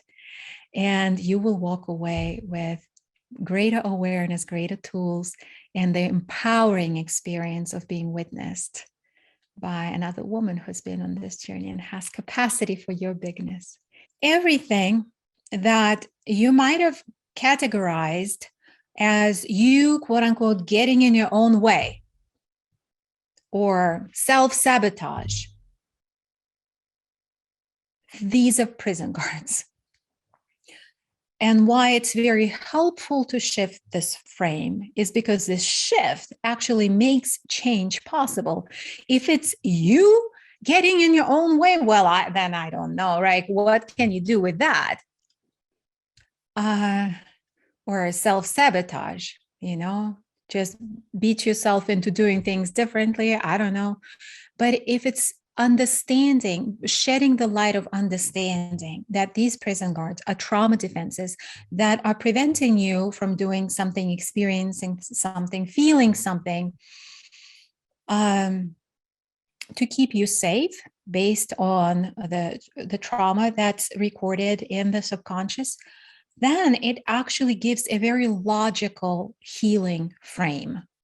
Yeah, we can work with that. We know how to work with that. We know how to reprogram the nervous system and the subconscious and create that safety, right? So that's why we're learning about prison guards. Make sense? All right, thank you. So, prison guards are trauma defenses. And what I mean by trauma is any experience that made you feel unsafe in your fullest authentic expression. Okay.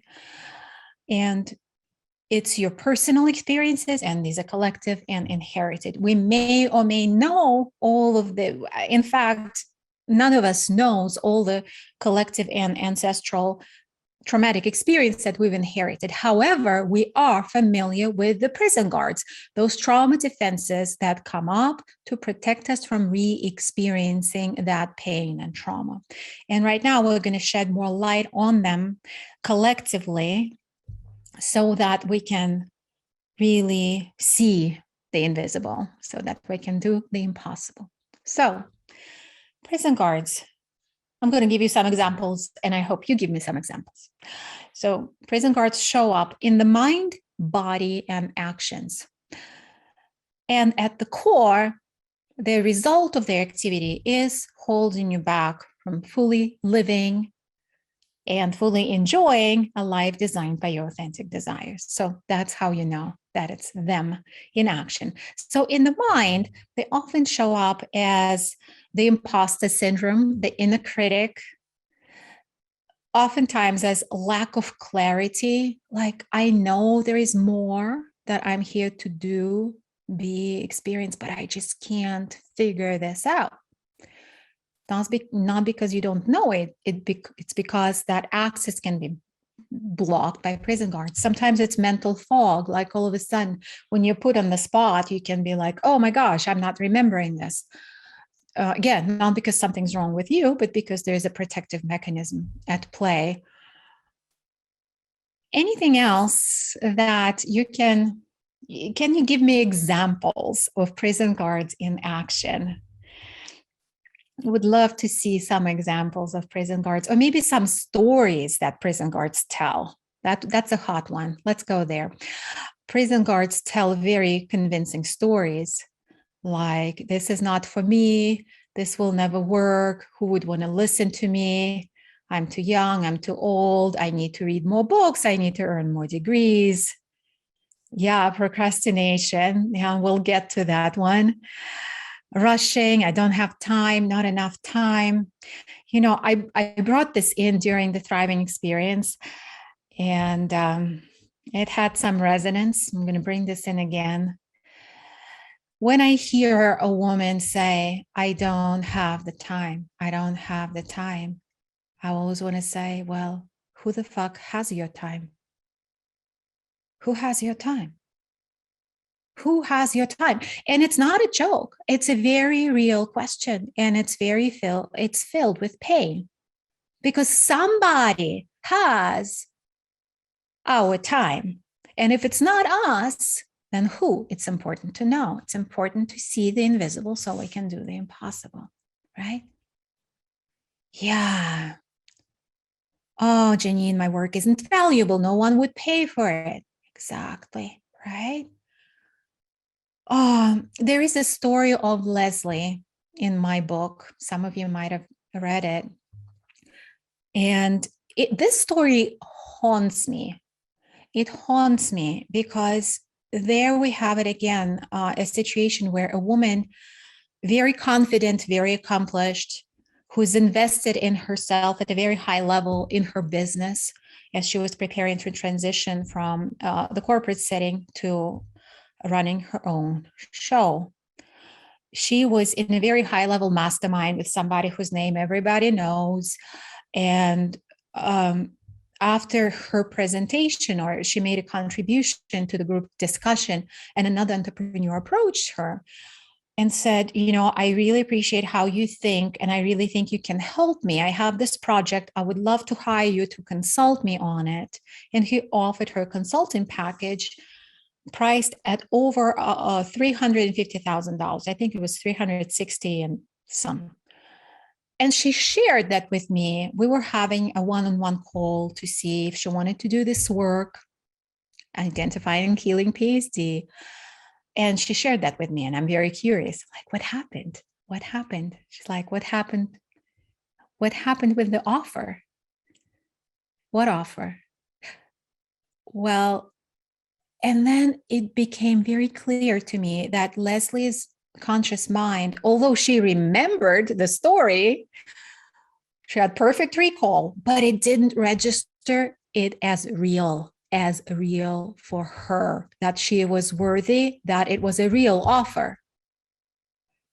And once we unpacked that, that story, like what Janine is saying here, my work isn't valuable, no one would pay for it. That story was so deeply ingrained in her that it took some time to unwind, and then we established enough safety on that call for her to reach back out to the entrepreneur and see if that offer was still on the table. So she did, and it was. And then it became so confronting because that reality was confirmed, and that wound of worthlessness was activated big time. And so she got back to me and she got back to him, and she said no to both of us. No, I don't need to look at PSD, and no, I'm not going to take that offer. And prison guards had other stories like, well, it's not exactly in my area of expertise. And it haunts me. This story haunts me because I will never know what would have happened if we had an opportunity to work with these prison guards and liberate Leslie's genius from their tyranny. I only know what happened when we didn't have that opportunity, right? And it's not, and what haunts me even more, that it's not just Leslie. Like, I care deeply about every woman that I meet. Well, I'm speaking about women because I mostly meet women, given that our work has this focus. And I care even more about what this woman has come to do in this world, what she has brought, what her presence means to her family, what her presence means to the world, what she embodies, her unique gifts. And what breaks my heart is when prison guards, PSD, shut down, close the doors of opportunities, where they're not even perceived as real opportunities. And what it costs, not only to the woman, okay, it costs, like the costs for like Leslie not taking this project is whatever, multiple six figures. That's not the greatest cost. It's not the greatest cost. It's not the money she left on the table. It's the cost to her freedom, because she was still stuck in the corporate job that she didn't love. It's the cost to her kids, who don't get that role modeling of, yeah, I get to create whatever I want in the world, right? Got to be free and play big. And the change that she stands to make with her genius, that is what's not happening. And these are the real costs. So the prison guards are costly. They are costly. They may be telling stories like, oh, that are so logical, like, I'm not smart enough, right? Afraid to make big decisions, distracting. Yeah, I love that. Suddenly I'm ravenous, or the laundry must get in the washer now, right? Sometimes they have this urgency. And when you notice that this is happening, right, that urgency is happening, the prison guards are here. I hope that after today's session, you really take away these X-ray goggles, that you can see clearly when prison guards are being activated, because what that means is that there is an opportunity that is present right now, an opportunity that's scary, and you may not even fully perceive what it is. But your desire, when you're in touch with your desire, and we should have time to touch your desire a bit, make more space for it. We're going to do our best to go there. So, because that's very essential, seeing the prison guards and being in touch with your desire. Your desire will have a quiet voice. It does not shout out of a loudspeaker like the prison guards do in this obnoxious way. Nobody will want to listen to you, la, la, la. That's not your desire. Your desire is very quiet. So, and your desire holds the keys to these opportunities, right? That feel unsafe, that feel disruptive, and then the prison guards are up. So is this kind of getting traction with your, like, this concept, this view of how this works together, the architecture of the invisible inner prison? Yeah. So, yeah, feeling like I don't know enough, right? You see, like all these prison guards, their cousins went to the same prison guard school. Yeah, I can't be successful on my own. Prep all the pieces to do the work, but then feel stuck and unable to complete the actions that I can visualize as success.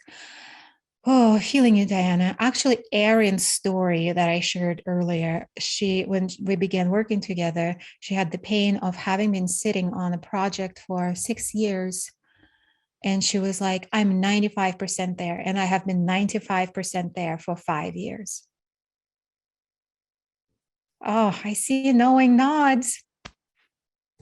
Yeah. Yeah. And she was still, despite all her accolades and accomplishments, she still had the prison guards of not being smart enough or educated enough. She was still taking courses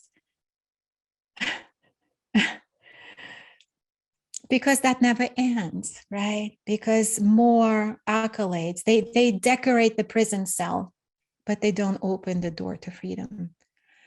And that's what changes with this work.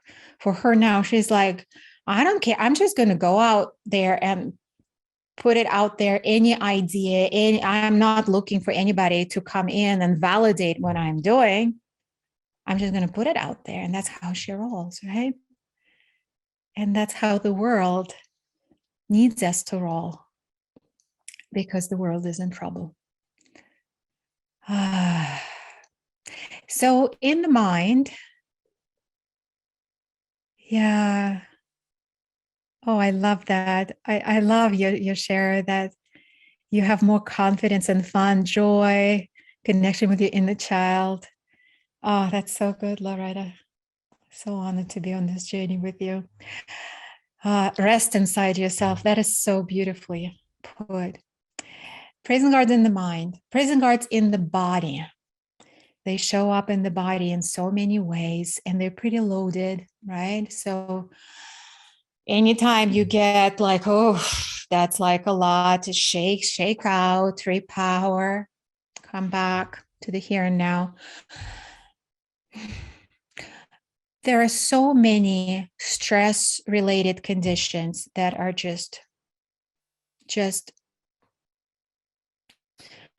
is a real pandemic among high achieving women. Burnout is a real pandemic, autoimmune conditions, not being able to sleep through the night and wake up restored, even when we do manage to sleep. Anxiety, depression, adult ADD or ADHD, like all of these actually start out as trauma adaptations, because anxiety is a fight flight response, the energy spiraling up. But then if we don't actually discharge it, if we can't do anything about it, if we don't fight, we don't flee, it gets stuck, and what's spinning is our mind, right? We're just feeling anxious, and it becomes chronic over time. With depression, the system goes into that freeze response, that playing dead responses, that last resort. And again, if we're not discharging it from the system, this adaptation can become a chronic habitual response, right? And that depressive spiral sets in. And then we find ourselves on medication. We find ourselves really challenged to step out of it. I know from experience, I suffered from depression. I had 2 major depressive episodes, which made me a candidate for lifelong medication. That's the only thing they had for me. My anxiety was incapacitating. I could not speak up at all, not in grad school, not in meetings. Yeah. And it's just not there now, right? It's not there. What's different is that there is safety in the system, which has been a long journey. It's not overnight. It's definitely not from only understanding it. It starts with understanding. It starts with seeing the invisible.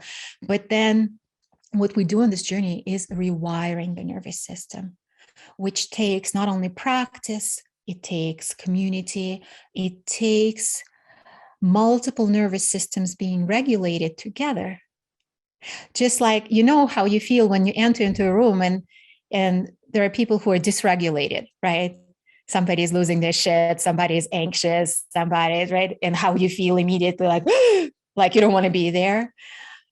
On the flip side, when the community is well regulated, we're doing these practices together, it just sets in this deep, state of embodied safety, and that becomes normal. It just becomes normal. Would love to hear from you in the chat what embodied prison guards show up for you. Sometimes it's related to energy, right? Like, you know how you think about something and then you're tired. You just thought about it and you're tired. Yeah. It's body kicks in like, no, it's not safe. Not going to do it. And it's effective. And then we're spinning our wheels trying to overcome this prison guard, trying to psych ourselves in action, trying to push through.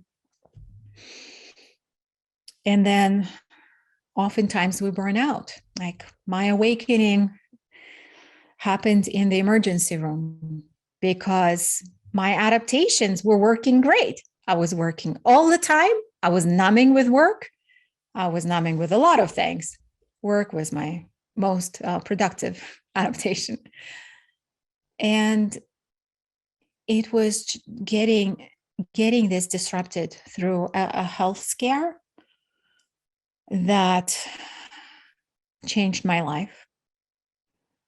And a big reason why I'm so passionate about sharing this with you is because I hope that your awakening can happen gently through these conversations, through this inquiry, looking at, oh my gosh, like, am I fully thriving? Is there more to my life? And being able to follow that quiet voice of desire. And it is my hope, I don't have scientific proof of that, but it is my hope that more drastic ways in which life sometimes wakes us up by pulling the rug from under us we can be saved from those, right? It's my hypothesis that I entertain. Yeah, Jessica used to get a compliment from a man or was asked on a date while in a relationship when I would gain weight to protect myself. Yeah, that's a big one. Unwanted weight gain or weight loss as a way of the body to put on the armor, or on the other side, protect yourself, creating that invincibility shield. And we have stories from our thrivers that are so fascinating, because this is not something that we commonly hear. We commonly hear, oh, like you want to lose some weight, here's a weight loss program, you got to exercise, you got to go on the diet or whatever, or like there are so many approaches, right? Your blood type, or you got to, like, all sorts of things. And our thrivers tend to be very sophisticated. They've done the things. So this one thriver I'm thinking of, she's done everything to release the weight that didn't feel authentic. And she finally found intuitive eating. And she felt it held promise for her. It actually felt aligned, but she couldn't get success with it. Every now and again, she would find herself intuitively eating a carton of ice cream, all times of night. And again, not her fault. Prison guards, right? Keeping us safe in different ways. So when going through the program, she released, was it 23 pounds in like 7 weeks or so, something pretty rapid and dramatic. but the exciting part is she had no idea that was happening. She was not trying. She was not dieting. She didn't change her exercise routine, but she was able to eat intuitively and feel satisfied and nourished. And she didn't need to rely on numbing with food for protection. And that's it, right? The magic that happens when we feel safe. It's like everything becomes possible. Adina, yeah, finding yourself with extreme fatigue and anxiety. Yeah, I feel you. And that, yeah, happens when you're feeling in freeze, finding yourself in freeze. Janine, I break into a sweat when I try to speak to people, to share my work expertise, and I stumble over words or just can't speak and can't even remember what to say. Janine, I so feel you. That was totally me. I was at Columbia in grad school, and I had such a desire to contribute and share. And every time I would raise my hand, blood would like literally drain from my brain, and I would feel faint, like fainting and dizzy. I would forget everything I had to say, and I would feel so stupid. And it was a horrible self-perpetuating cycle. Oh, I feel emotional just remembering that. Yeah. Yeah. Oh my goodness. Yes. Serious issues with absorption despite having a great diet. That comes up as well. And there are so many things to geek out on, right? Jeffrey and I are constantly bringing in what we're reading and learning about in cross-disciplinary ways, right? We're not offering any kind of medical diagnosis or treatment in this work. And we are very aware of the intersections of this work with physical, right, sweetie? Yeah, and Oh, just especially. pleasure. Were you about to speak to pleasure and absorption? No, I was going to speak to something else, but that's a good place to go too. But that we just recently were reading about this. Yeah, no, I was actually going to speak more to, especially with digestive kind of things from a polyvagal theory perspective, and how this whole vagus nerve, how much of this autonomic regulation is happening. There is a really very direct connection between, just to get a little bit into the hard science here, that dorsal vagal connection, which is a lot of that freeze shutdown, actually going directly to the whole gastrointestinal tract below the diaphragm. So a lot of that freeze shutdown is directly wiring and regulating those lower visceral organs, whereas the ventral vagal, which is more of that social nervous system, soothe, connect, is more diaphragm up, heart, respiration, a lot of the facial muscles and nerves. So oftentimes when we've got a lot of that freeze shutdown, it can significantly impact the digestive function, absorption, assimilation, a lot of those things. And when we get into more autonomic regulation, we work with those different pieces. Oftentimes you can see all sorts of different things shifting at all sorts of digestive. Yeah, and pleasure turns out to be a key ingredient in absorption. You wanna speak to that, sweetie? Yeah, just there's a bunch of research in terms of pleasure, mindfulness, all these different things, but especially pleasure as major metabolic factors. It actually Do you recall the study with rats who did not have who had the receptors, taste receptors removed? Was that yeah, all blocked somehow? They were surgically removed. Yeah, there was this research study where they took rats, and again, we're very not pro animal cruelty, so it's very sad that this was done. And with that said, where these rats who actually had the centers in their brain where they could actually taste and take pleasure surgically removed, otherwise still functioning. And then they had a control group of rats that still could eat and taste everything. They were fed the exact same diets. Within, I want to say, a matter of weeks, maybe it was a month or two, the rats who had their ability to taste removed starved to death. They still were eating, they were consuming, but their body was actually not able to assimilate, absorb. They actually were not metabolizing the nutrition because of how significant that taste and pleasure component was to the functioning of the entire system. It's crazy, right? Just Mhm. like let that drop in. Pleasure is so dismissed as something inconsequential, especially for women, especially for women. There are almost 50 drugs on the market, maybe over 50 by now, for male sexual dysfunction or to enhance male sexual pleasure, and zero until recently for women, because it's so inconsequential, right, in the eyes of patriarchy. And again, not being pro drugs necessarily or anti drugs necessarily, right? It's like a bigger conversation. But as an example, that's very telling. And yet, turns out our lives literally depend on our ability to feel pleasure. Wow. Here we are. We may be eating a fantastic diet, investing in organic produce, and really being very mindful about food sources and, yeah, having balanced meals. And then to know that our body may not be absorbing all that goodness.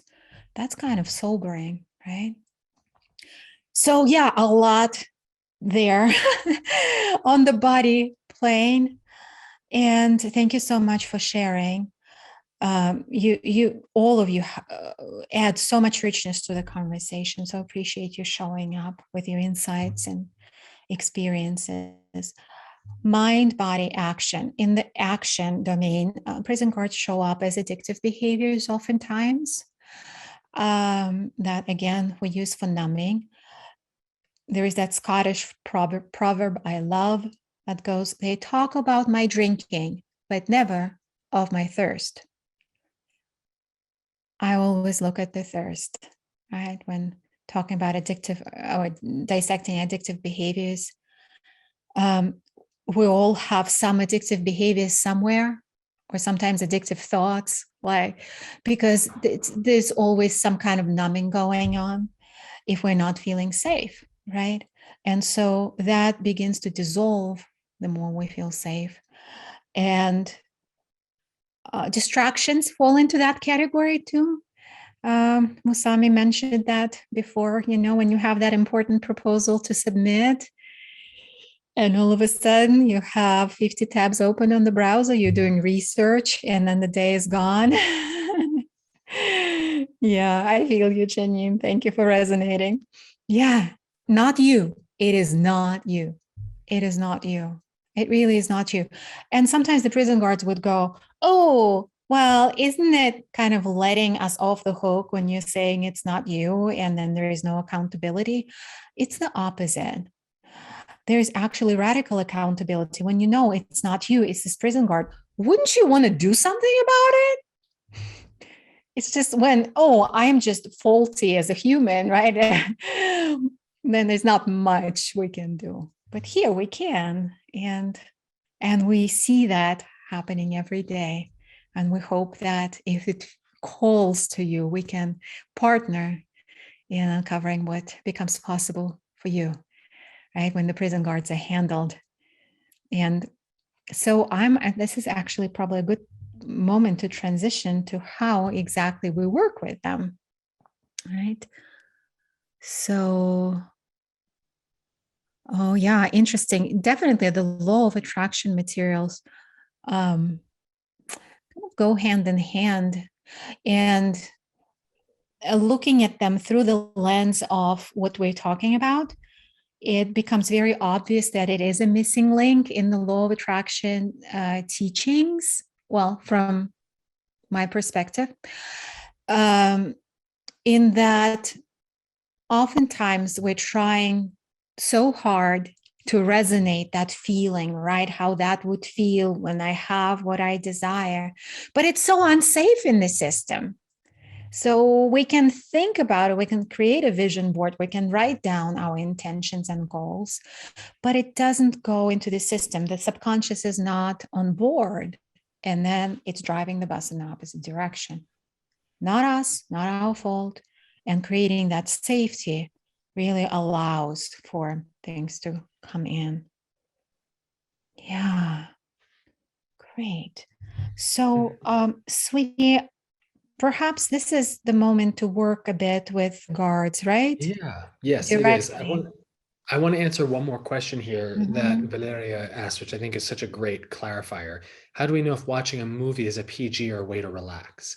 And this is true of any type of PG. There are so many things that could either be functioning as an adaptive defense or something that you're really enjoying. Things are Enjoy. not intrinsically those activities, right? Mhm. And so I think one of the biggest criteria is it something that's actually where you're actually getting more connected to yourself, Mhm. more in your resource, you're aware, you're there, things are sort of being nourished in the process? Or does it feel like there's some level of disconnect, Mhm. numbing, sort of, Yeah. and this is true for even like foods, right? You can Yeah. eat ice cream as Usami a PG. actually answered that question perfectly. Yeah. Mhm. Yeah. Yeah. Yeah. Great. And yeah, and looking at the what is at the core of that, right? Um, for example, like, yeah, it's so easy to go with the story like, I don't have the time, right? I don't have the time for whatever that is. So easy to believe that because you look at your life and you have plenty of evidence that it's true, right? You don't have the time. And one of our thrivers, Brooke, actually had that big prison guard. She was drawn to doing this work. And the prison guard was, I don't have the time. And also, I don't have the money. I'm a mom to 2 kids and I run my business and I am just stretched so thin and overinvested. And what happened was she listened to the prison guard. So she did not continue on this journey with us. And then a few months down the road, our paths crossed again. And I checked in with her, how are you doing? And she's like, oh, not good. So she took a leap. She started this journey. And literally a few months down the road, not that long at all, I asked her, Brooke, how are you doing with your time and money now? And she said, like, I'll never forget what she said. She said, I've never in my life had this much time and this much money. Now, same 2 kids, same husband who works, same pandemic, same, but she was completely different. She was completely different and she was able to align her business with her vision, her boundaries, her time, everything, right? So the prison guards, what are they? What is the outcome of listening to them, basically, right? At the end of the day, and what's the outcome of listening to the desire? The outcome of listening to the desire, you never know what that is because it's leading you to the unknown, right? But the outcome of listening to prison guards, it's very predictable. Same. It's the same. It's the same thing, right? So awesome. So love, let's do an experiential. Yes. And a couple of key points as we're getting into working with one of your prison guards. And I think all of our prison guards are plenty lit up as we're hearing all these different And examples we and types. welcome them all. Yes. So the big distinction is we are not trying to get rid of prison guards. Nope. I want to make that really, really clear. It's not about trying to get rid of them. Do most of us feel like we've been at some level of conflict with our prison guards, like trying to shift them, almost at war with them in various ways? Is that resonating? Yeah. So what we're actually looking to do here is starting by first ending that war with them, taking out of conflict, getting to a place where we can actually really honor how they're trying to keep us safe and get collaborative with them. Because when we can do that, we can start getting them up to current time and they can become profoundly powerful allies as they Mhm. evolve into bodyguards, which is work That we do. conflict. Yeah. Yeah. That conflict is very costly, right? Mhm. If you take a look, like a really kind of non-attached, as best you can, non-judgmental look at how much time, energy, and consequently money is being poured into that battle with prison guards, right? Oh, I can't do it. Oh, I should. Back and forth, making some progress, massive self-sabotage, basically prison guards kicking in, et cetera, across the board in every area. That adds up.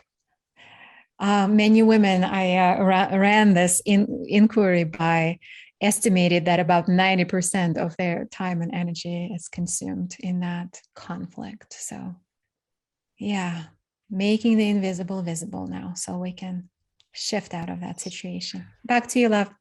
Yes. So as we're working with that process, what we're going to do right now is we're going to do a process with one of your PGs. We're going to start ending the war.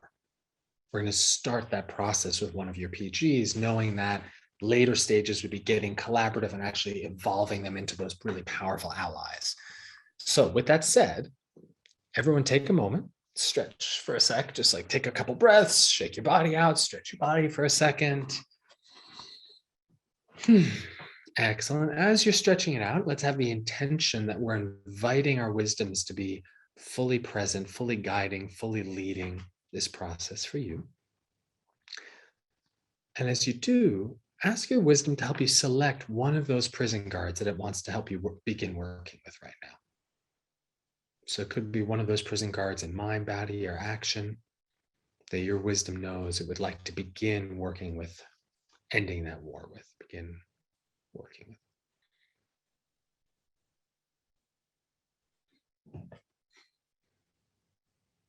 And allow yourself that moment to connect with it. And if you find yourself blank, that might be the prison guard. So I'd say work with the blankness if that happens to be what's showing up.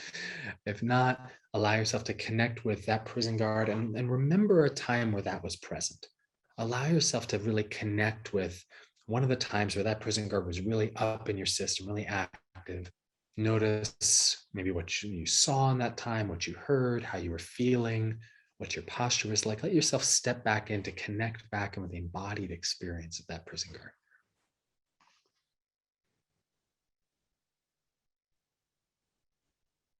And as you do, as you're connecting with how that prison guard lives in your system, how it operates, notice that there's somewhere where it's going to be strongest in your body, somewhere where the feeling is connected with that, even if it's behaviors, even if it's thoughts.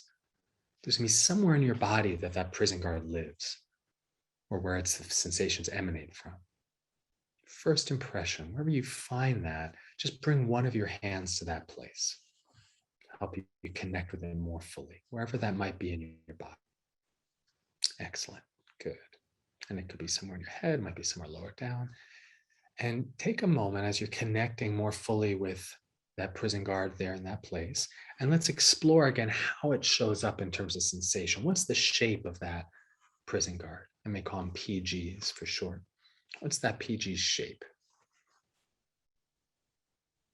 What kind of consistency does it have in that place in your body where it lives? Is it more solid, liquidy, like straps, ropes, rubbery, gooey, cloudy? Is it moving or is it still? Is it heavy or light? Again, just first impressions.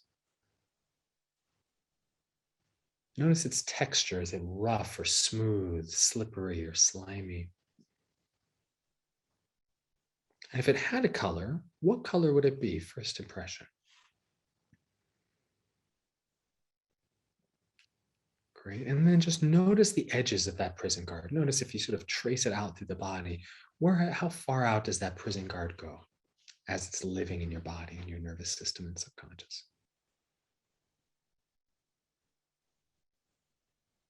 Great. And from this place, I want to invite you to notice, how do you honestly feel towards this prison guard? Honestly. Are you pissed at it? Are you scared of it? Are you resigned to it? Are you grateful to it? Are you curious about it? However you honestly feel towards this PG, just notice that. No shoulds here. And however you're honestly feeling in relation to this prison guard, let's empathize. Let's give that lots of space and validation, right? If you're frustrated with it, if you're resigned to any of those, I want to give that big space, because it's very understandable. However you're feeling towards that PG is completely understandable and valid. So just allowing any of those feelings towards it, lots of space, lots of validation. Beautiful.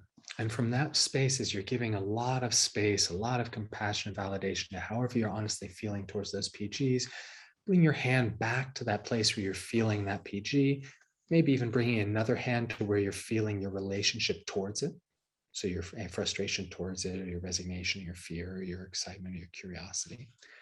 And allow your wisdom to bring in that allowing awareness through your hands, as if your wisdom can actually allow for them both to be just as they are, knowing that we're allowing for both however you feel for it, towards it, and the PG itself.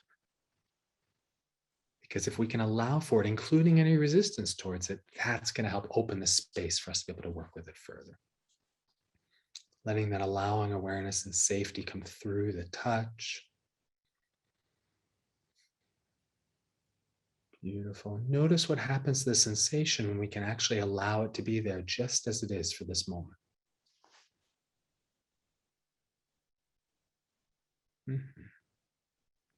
Including allowing it to take up as much space as it needs to take up, or if it wants to contract inwards, it can contract inwards, allowing it to be however it would naturally be if it was fully allowed and welcomed.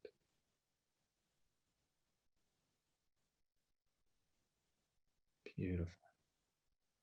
And allow yourself to open into some curiosity with this prison guard, knowing that the very nature of these prison guards is there as a defense, as an adaptive, protective mechanism to keep you safe. So from this place of allowing and curiosity, ask your PG, what are you trying to keep me safe from? I know you're here trying to keep me safe from something. What are you protecting me from? Not trying to figure it out in your head. Drop that question into that part of your body.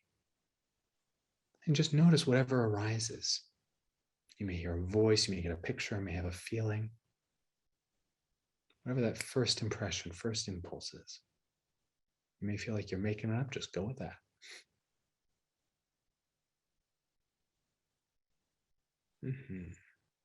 And if it's something really general, you may even go, and what'll happen if that happens? Like, what are you protecting me from with that? Take it a step farther.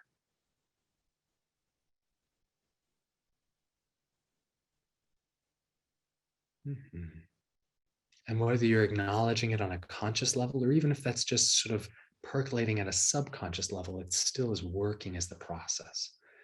So as we're acknowledging how this has been working to keep us safe in those ways, now asking, how long have you been working to protect me or even my lineage? Some of these PGs have been there for generations. And asking and finding out how long, and just again, first impression, how long has this PG been serving, trying to keep you or your family or your lineage safe? Yeah. And as we're acknowledging this place where this prison guard has been serving like a loyal soldier, trying to protect you or even your lineage for generations, notice that when we can really see this service, even if it's done so in ways that have maybe had other costs associated with it, notice how there can be an organic gratitude that arises for this loyal protector, this loyal soldier that's been there working so hard to keep you and your lineage safe for so long. And let's give it so much gratitude for its years of service, working so hard to keep you safe. Wanting to thank them for all their efforts, all their work to try and keep you, your lineage safe, protecting you. And allow your wisdom to give those prison guards whatever honors or awards would be meaningful and nourishing to them. It might be medals, might be a parade or a feast or something else, something that that prison guard would really receive and be nourished by. And notice how your prison guard receives that gratitude, receives that honoring. Notice how that feels in your body as you're really in this relationship in a new way with that prison guard. They may be like, finally, thank you for acknowledging me, right? They might even have some confusion. It's all good, right? And as they're honored and welcomed and You being able to give them that gratitude. Notice how that feels in the body. As you let that prison guard know that you're so sorry. I'm so sorry that maybe I've shamed or attacked you or judged you for so long. I'm really seeing you were just trying to keep me safe. Thank you. I'm sorry. I really want to be on the same team with you. I want to collaborate. I appreciate that safety is important, and I do want to be safe, and I want to be on the same team. And just notice how your prison guards receive that.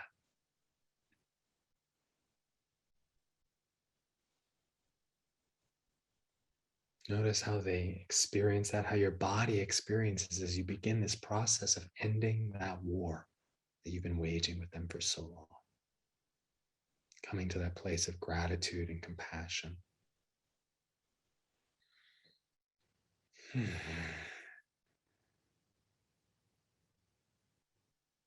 Beautiful.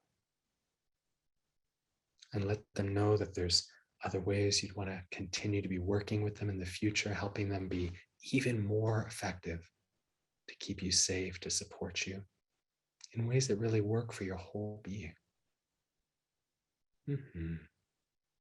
Letting them know that your wisdom is going to continue working with them, collaborating with them, supporting them.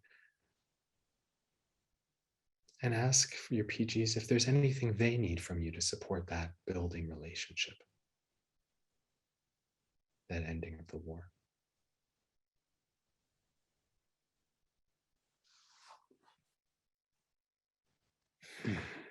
Beautiful. Thank them again for their service. Take another breath. Knowing that you've taken an important step towards shifting your relationship to these prison guards and how they're working with you. Bring a little left-right integration.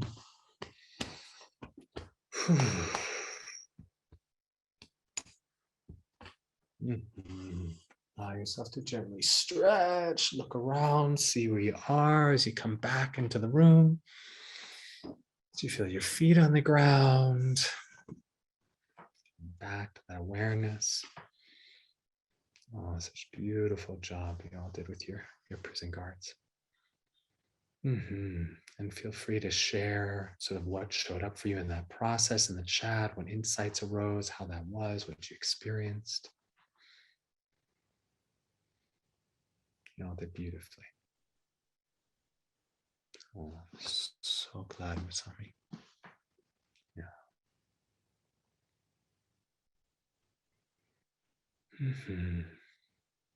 Yeah. What else did we notice? And acknowledging that this is that first stage of that ending the war process.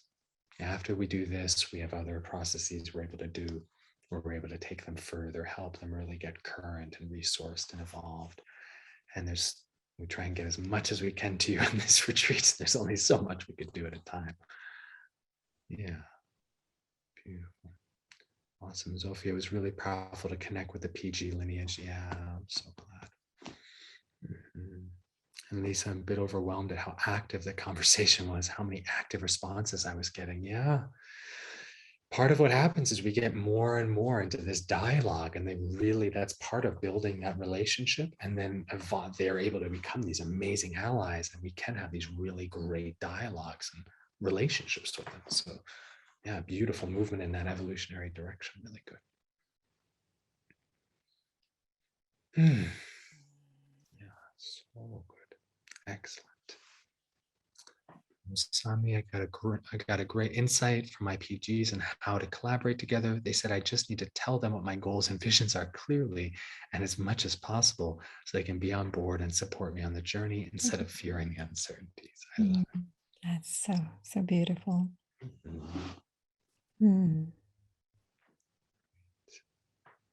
Yeah. And Valerie, I love this. My PG was 81 years. Not safe to be seen. What I wanted from me, laugh holidays. Was that surprising for you, Valeria, to get that feedback? One of the things I love about this work is that oftentimes some surprising things come out of the process that we did not see coming.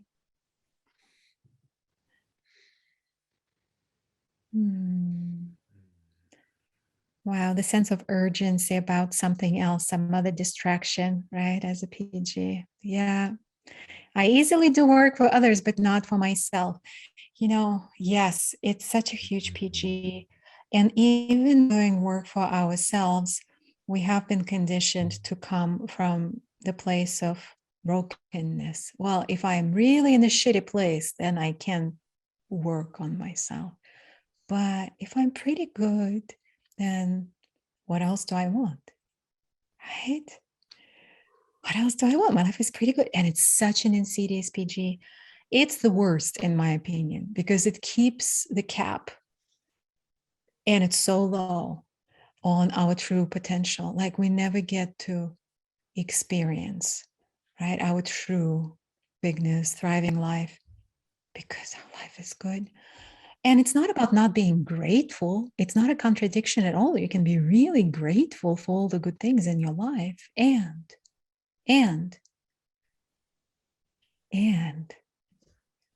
keep on asking that question, how good can it get? And keep on keeping on this journey. One of our thrivers, you can actually see her in that first top of page video at the on the jailbreak page. If we could have that link again, like it's a long URL, so I can't I can't say it, but the link will be helpful. She's at the very end of the reel, and she gave us this absolutely brilliant reflection. Her name is Amanda, and she said, I used to always invest in my brokenness, and investing in my wholeness was not something I've ever done. And that just hit so deep, right? Are we worthy to invest in our wholeness? In how good can it get versus we're only worthy attention when we're struggling. And we have to be really struggling. Oh my gosh. Somebody we were working with got in the circle, got a cancer diagnosis, and she struggled with receiving support. So check this out. What came up for her was, well, it wasn't confirmed yet. And she's like, what if I receive all this support, but it turns out that it's not cancer? Well, then you have to give it all back. It's like, it's so deep and it's so poignant and brings tears to my eyes because it's such a real experience, such a deep, real experience. And her journey has been taking her through this deep valley of, okay, I'm going to receive support. But now that she is well and thriving, can I still receive support when I'm well and thriving and go to the next level? Versus I only deserve support when I'm struggling. And it better be bad enough. Notice if that comes up for you. And if it does, I would love for you to sit down with our Thriving Journey Guide at that link. There's a button at the end of the page. I called it erroneously pink button. It's a yellow button in the pink field. We'll take you to schedule that conversation. That may change. It has to come with a disclaimer. It can change a lot of things. It can change the trajectory of your life. So don't take it lightly, and don't let that hold you back. Now you have some tools, some beginning tools, how to begin to work with your PGs.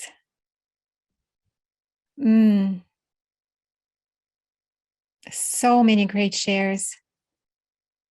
Yeah, Janine, my PG told me I wasn't smart enough to speak, so it was protecting me from being embarrassed, but the lineage of this is protecting me, my women ancestors, from being noticed by men to avoid being raped. There you have it.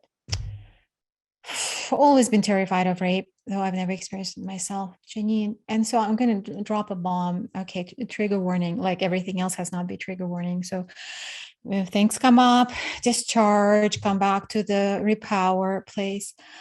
Historically, throughout the history of patriarchy, right? Most sexual experiences that women have had were not wanted. We're not wanted.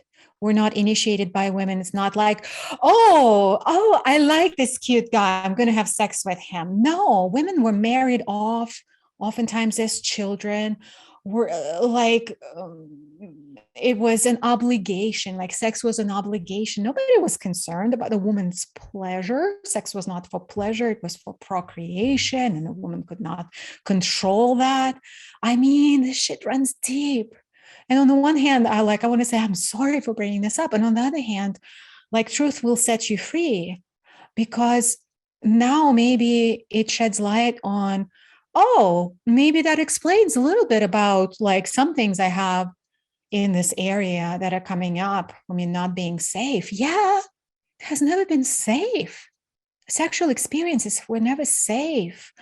And we were never in our sovereignty around sex. So it's a huge reclamation of our sovereignty, of our safety, of our pleasure. Remember, you got to feel safe to be able to be relaxed. And that is a precursor to pleasure. It's a necessary condition, right? So big breath, things came up. Let's shake a bit. Let's repower. It's big. We're talking about these things that have very, very deep roots. So like, oh my gosh, like I get distracted every time this comes up. Well, it's not you, and it has deep roots, right? Or I sabotage my relationships or whatever, right? Or my career because it's not safe to be visible, because it's not safe to have money. That was never even on the menu for a woman, right?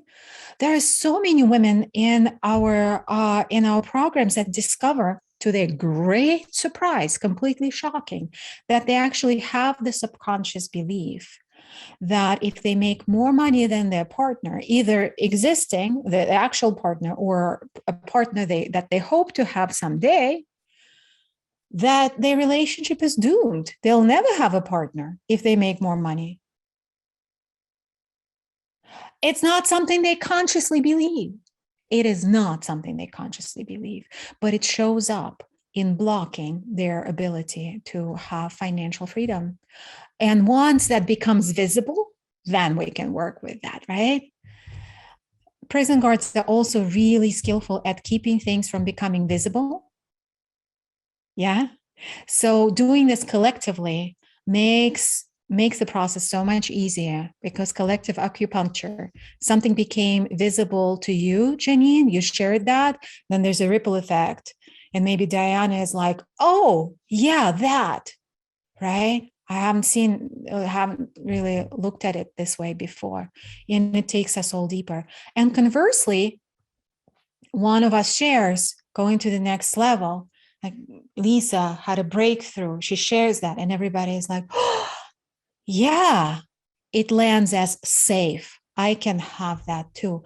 And because we witness each other on this journey every step of the way, right? We know each other's prison guards. We know that we're in the same boat.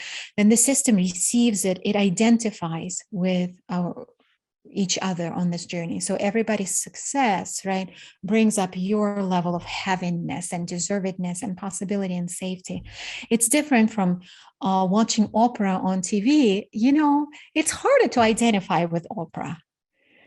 It's like, okay, well, it's possible for her. I don't know if it's possible for me. Like, I don't know. Like, I don't know her that well. So that's a big aid on the journey. So doing this together. So, and the PG may be coming up along the lines of, there is the badge of honor in trying to figure out it yourself. Now you've been to the workshop, and we're not done yet. I have a couple of more important pieces to share with you. But don't let the PGs turn it into their own, like, decorations, prison cell decorations. Oh, you've been to the workshop. Check. You're good. You'll figure it out from here. You are brilliant. Hands down. Hands down. If you could have figured that out, you would have figured that out a long time ago. We would not be here. Same true for me. If I could have figured that out up here, right, It took me many, many years of collecting all these pieces, and the journey continues. And Jeffrey and I working together, going to deeper places all the time, right? Yeah. If we could, vulnerability. Yes. Thank you for bringing that up. Vulnerability. It takes great vulnerability. It asks for great vulnerability for us to be in touch with our desire. And we're going to go there to explore a little bit, to touch it a little bit. And before we do, I'm going to share with you, as promised, the map. In a nutshell, I'm going to share with you the map in a nutshell. And you can customize your map with your Thriving Journey Guide. And then see where the breadcrumbs take you from there, where your desires take you from there. Waking up in prison is step number 1. Good news, we've been already doing this together, this workshop, right? Of course, there are layers and layers. I keep on waking up in prison in deeper layers every other day, and every layer makes more possible, right? And gives access to deeper layers. It's amazing. I mean, thousands of years of patriarchy. It takes a moment to heal. Meeting the prison guards. We started it today. You did great. Making the invisible visible. Then we evolved them to bodyguards. That's quite an involved process, which we also started today. And there are a lot of other things that go into really feeling safe so that there is no need to be held back by the prison guards, and your bodyguards can protect you and keep you safe on the journey to your desires. And that opens up so much capacity, so much time, so much energy. And as a consequence, money oftentimes. So Mar, one of our thrivers, who you can see her in the reel a little bit there on the jailbreak page. She has her coaching business. And when she came to work with us, she was so frustrated because she felt there was so much bigger. There was so much more that she had to offer. But she was so frustrated because despite being in multiple masterminds, doing all sorts of business trainings, she was not able to break through to that next level. And she dove in. We did a lot of work. The flashy, sexy outcome is that she doubled her revenue 4 times in the course of the year. That's the flashy, sexy outcome. The real deal is what she shared in how she felt about herself. She said that she realized that it didn't used to work for her before because she spent so much energy, aka PGs, right, on trying to play and be smaller than she really was. And that was taking up all her capacity, working so hard on being smaller than she really was. And when we were able to make that safe, and it took working through many, many layers of ancestral, collective, personal stuff, she was able to shine, and it gets safer and safer and safer. And then expansion happens. And the ability to enjoy it, right? The ability to enjoy it. Because what's the use of having it and checking the marks when it's the moving target, right? I'm not there yet, but there's that next thing, right? Waking up in prison, meeting the prison guards, evolving them to bodyguards. The next stage is tunnel digging. Once we reclaim all this capacity, we can actually work with trauma because it takes capacity to do that. And with each layer, and safety, right? And with each layer we work through, more opens up. It's like a spiral that goes down and goes up in mirror reflection. To expand, we go deeper, and then we expand more, and then we go deeper. And finally, everyone's favorite, haha, is savoring freedom. I said haha because that, in my experience, that's the real ass kicker, is when we already have what we desire. And then everything kicks into next gear. The anxieties, the self-sabotage that wants to happen. Oh my gosh, the system really needs to evolve to be able to allow us to have success without self-sabotage, without burning out, right? Without losing sleep in every area of our life, right? So that's the area where I spend the most time working. Many of our thrivers spend the most time working in that area too. And it also takes community. So if you're resonating, I hope that you already have scheduled or are scheduling your call at the link with the Thriving Journey Guides. It will help you really try it on and see if it's a fit for you to continue this journey. And yeah, take a closer look at the PGs and make more space for your desire. Speaking of your desire, last but not least, desire is the wind in your sails. Desire is the wind in your sails. We don't always get exactly what we desire, but it gives us the power to move forward and perhaps towards something even better. Unless there is desire, there is no activation, and we stay stuck and stagnant, right? We're treading water. Thank you for your resonance, Diana. Feel you. So let's take a few minutes in our remaining time together to connect with that sacred domain of our desire. Feel your feet on the ground, feel your seat, feel your breath. And into that space of stillness at the end of your exhale before the next inhale begins.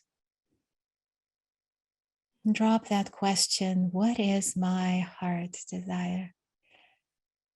The mind will try to jump in. Thank the mind and ask the mind to take the back seat for now.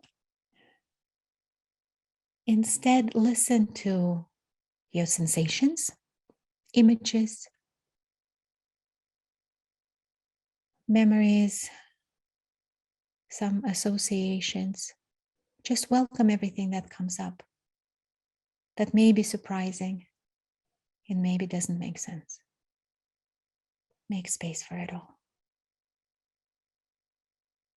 And then drop in that question again. What is my true desire, my authentic desire?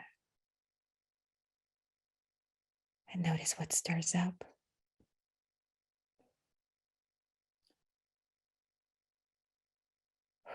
Making more space for what stirs up and more space for the prison guards who show up. And one more time, we're going to drop that question in. What is my deep desire? Making space for what shows up for you.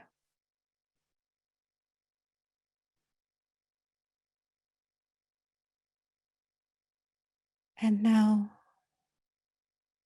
knowing that you have knocked on the door of your desire, which of course alerted the prison guards to rush in, but your desire is also listening and will speak to you in your dreams, in coincidences, in books that jump off the shelf, in conversations with others.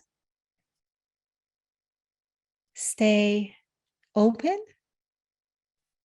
to receive what comes through in response to this inquiry. And now, with the awareness that that door will, and that communication will remain open, feel your feet on the ground, feel your body, feel your breath. If you had your eyes closed, gently open them, look around, bring some loving touch, bring some integration. If you want to share what came up for you, put that in the chat. We'd love to witness your desires, and also PGs. Of course, they would show up. Remember, there's nothing more dangerous to patriarchy than a woman who is in touch with her desire. We expect them, we welcome them, we work with them, we are here for you. Okay. Also, yeah, deeper intimate relationships, Musami, Sophia, abundance, peace, deep connection, content in family life. Yes, and you get to have it and more. Yeah. And I would also, I want to afford a bookkeeper for my business versus doing it myself. Yes, right on, Jessica. I love that. Feels frivolous. Frivolous bookkeeping. So good. Yeah. And how much of your genius will be liberated, right? When we outsource something that is not perhaps the zone of genius. But being in the zone of genius feels so unsafe. So of course there are PGs, because then you're officially dangerous, even more dangerous. Oh, yeah. Great report on the PG field work there, Carmen. You can't have that. Diana, yes. That's great. Yeah, so true, Paige. Yeah, the expiration date on our wisdom and our utility and our worth. Ugh, ugh. Enough of that bullshit. There is so much to exorcise. There's so much to detox from. I'm so grateful that we've had an opportunity to start this journey together or continue this journey. Those who are on this journey with us, a number of our thrivers are actually here in this room playing. So I'm so grateful. So I would love to hear in the comments from you. What is your biggest aha moment, your takeaway, how the dots connected for you during this event, so that we can have the potluck here in the comments and we can taste each other's beautiful dishes, right? And digest and integrate deeper. Yeah. Beautiful. Oh, and beautiful desires. And so glad, Lisa, that you're feeling safe enough to reconnect to these spaces. Caroline, abundant, radiant, consistent physical health without PGs constantly dragging me down. Right on. Sophia, that it can be actually simple. I don't have to do all these things. Programs for healing. You know, it's amazing how much can shift with how much we see shift for our thrivers who've already done so much. It's like the missing piece, right? And then you get the ROI on other things that you already did before. Yeah. Oh, so lovely to see you too, Caroline. I hope to see you again soon. Yes, yes, yes. Yeah. Thank you, thank you, thank you. To know there is such a wide support group, and we're here for you. Please don't let your prison guards talk you out of continuing this journey by simply scheduling your conversation, right? There's no commitment other than your commitment to your desire, which is the biggest commitment. That's the hardest commitment. So that's why the prison guards are up in arms. The more powerful a woman, the more powerfully her prison guards hold her back. So if you're seeing a lot of PG activity, it means two things. You're dangerous and you're moving in the right direction. So celebrating all that, and we're here to support you and we'll be honored. So much love, so much gratitude for being here. It's a pleasure changing the world with you.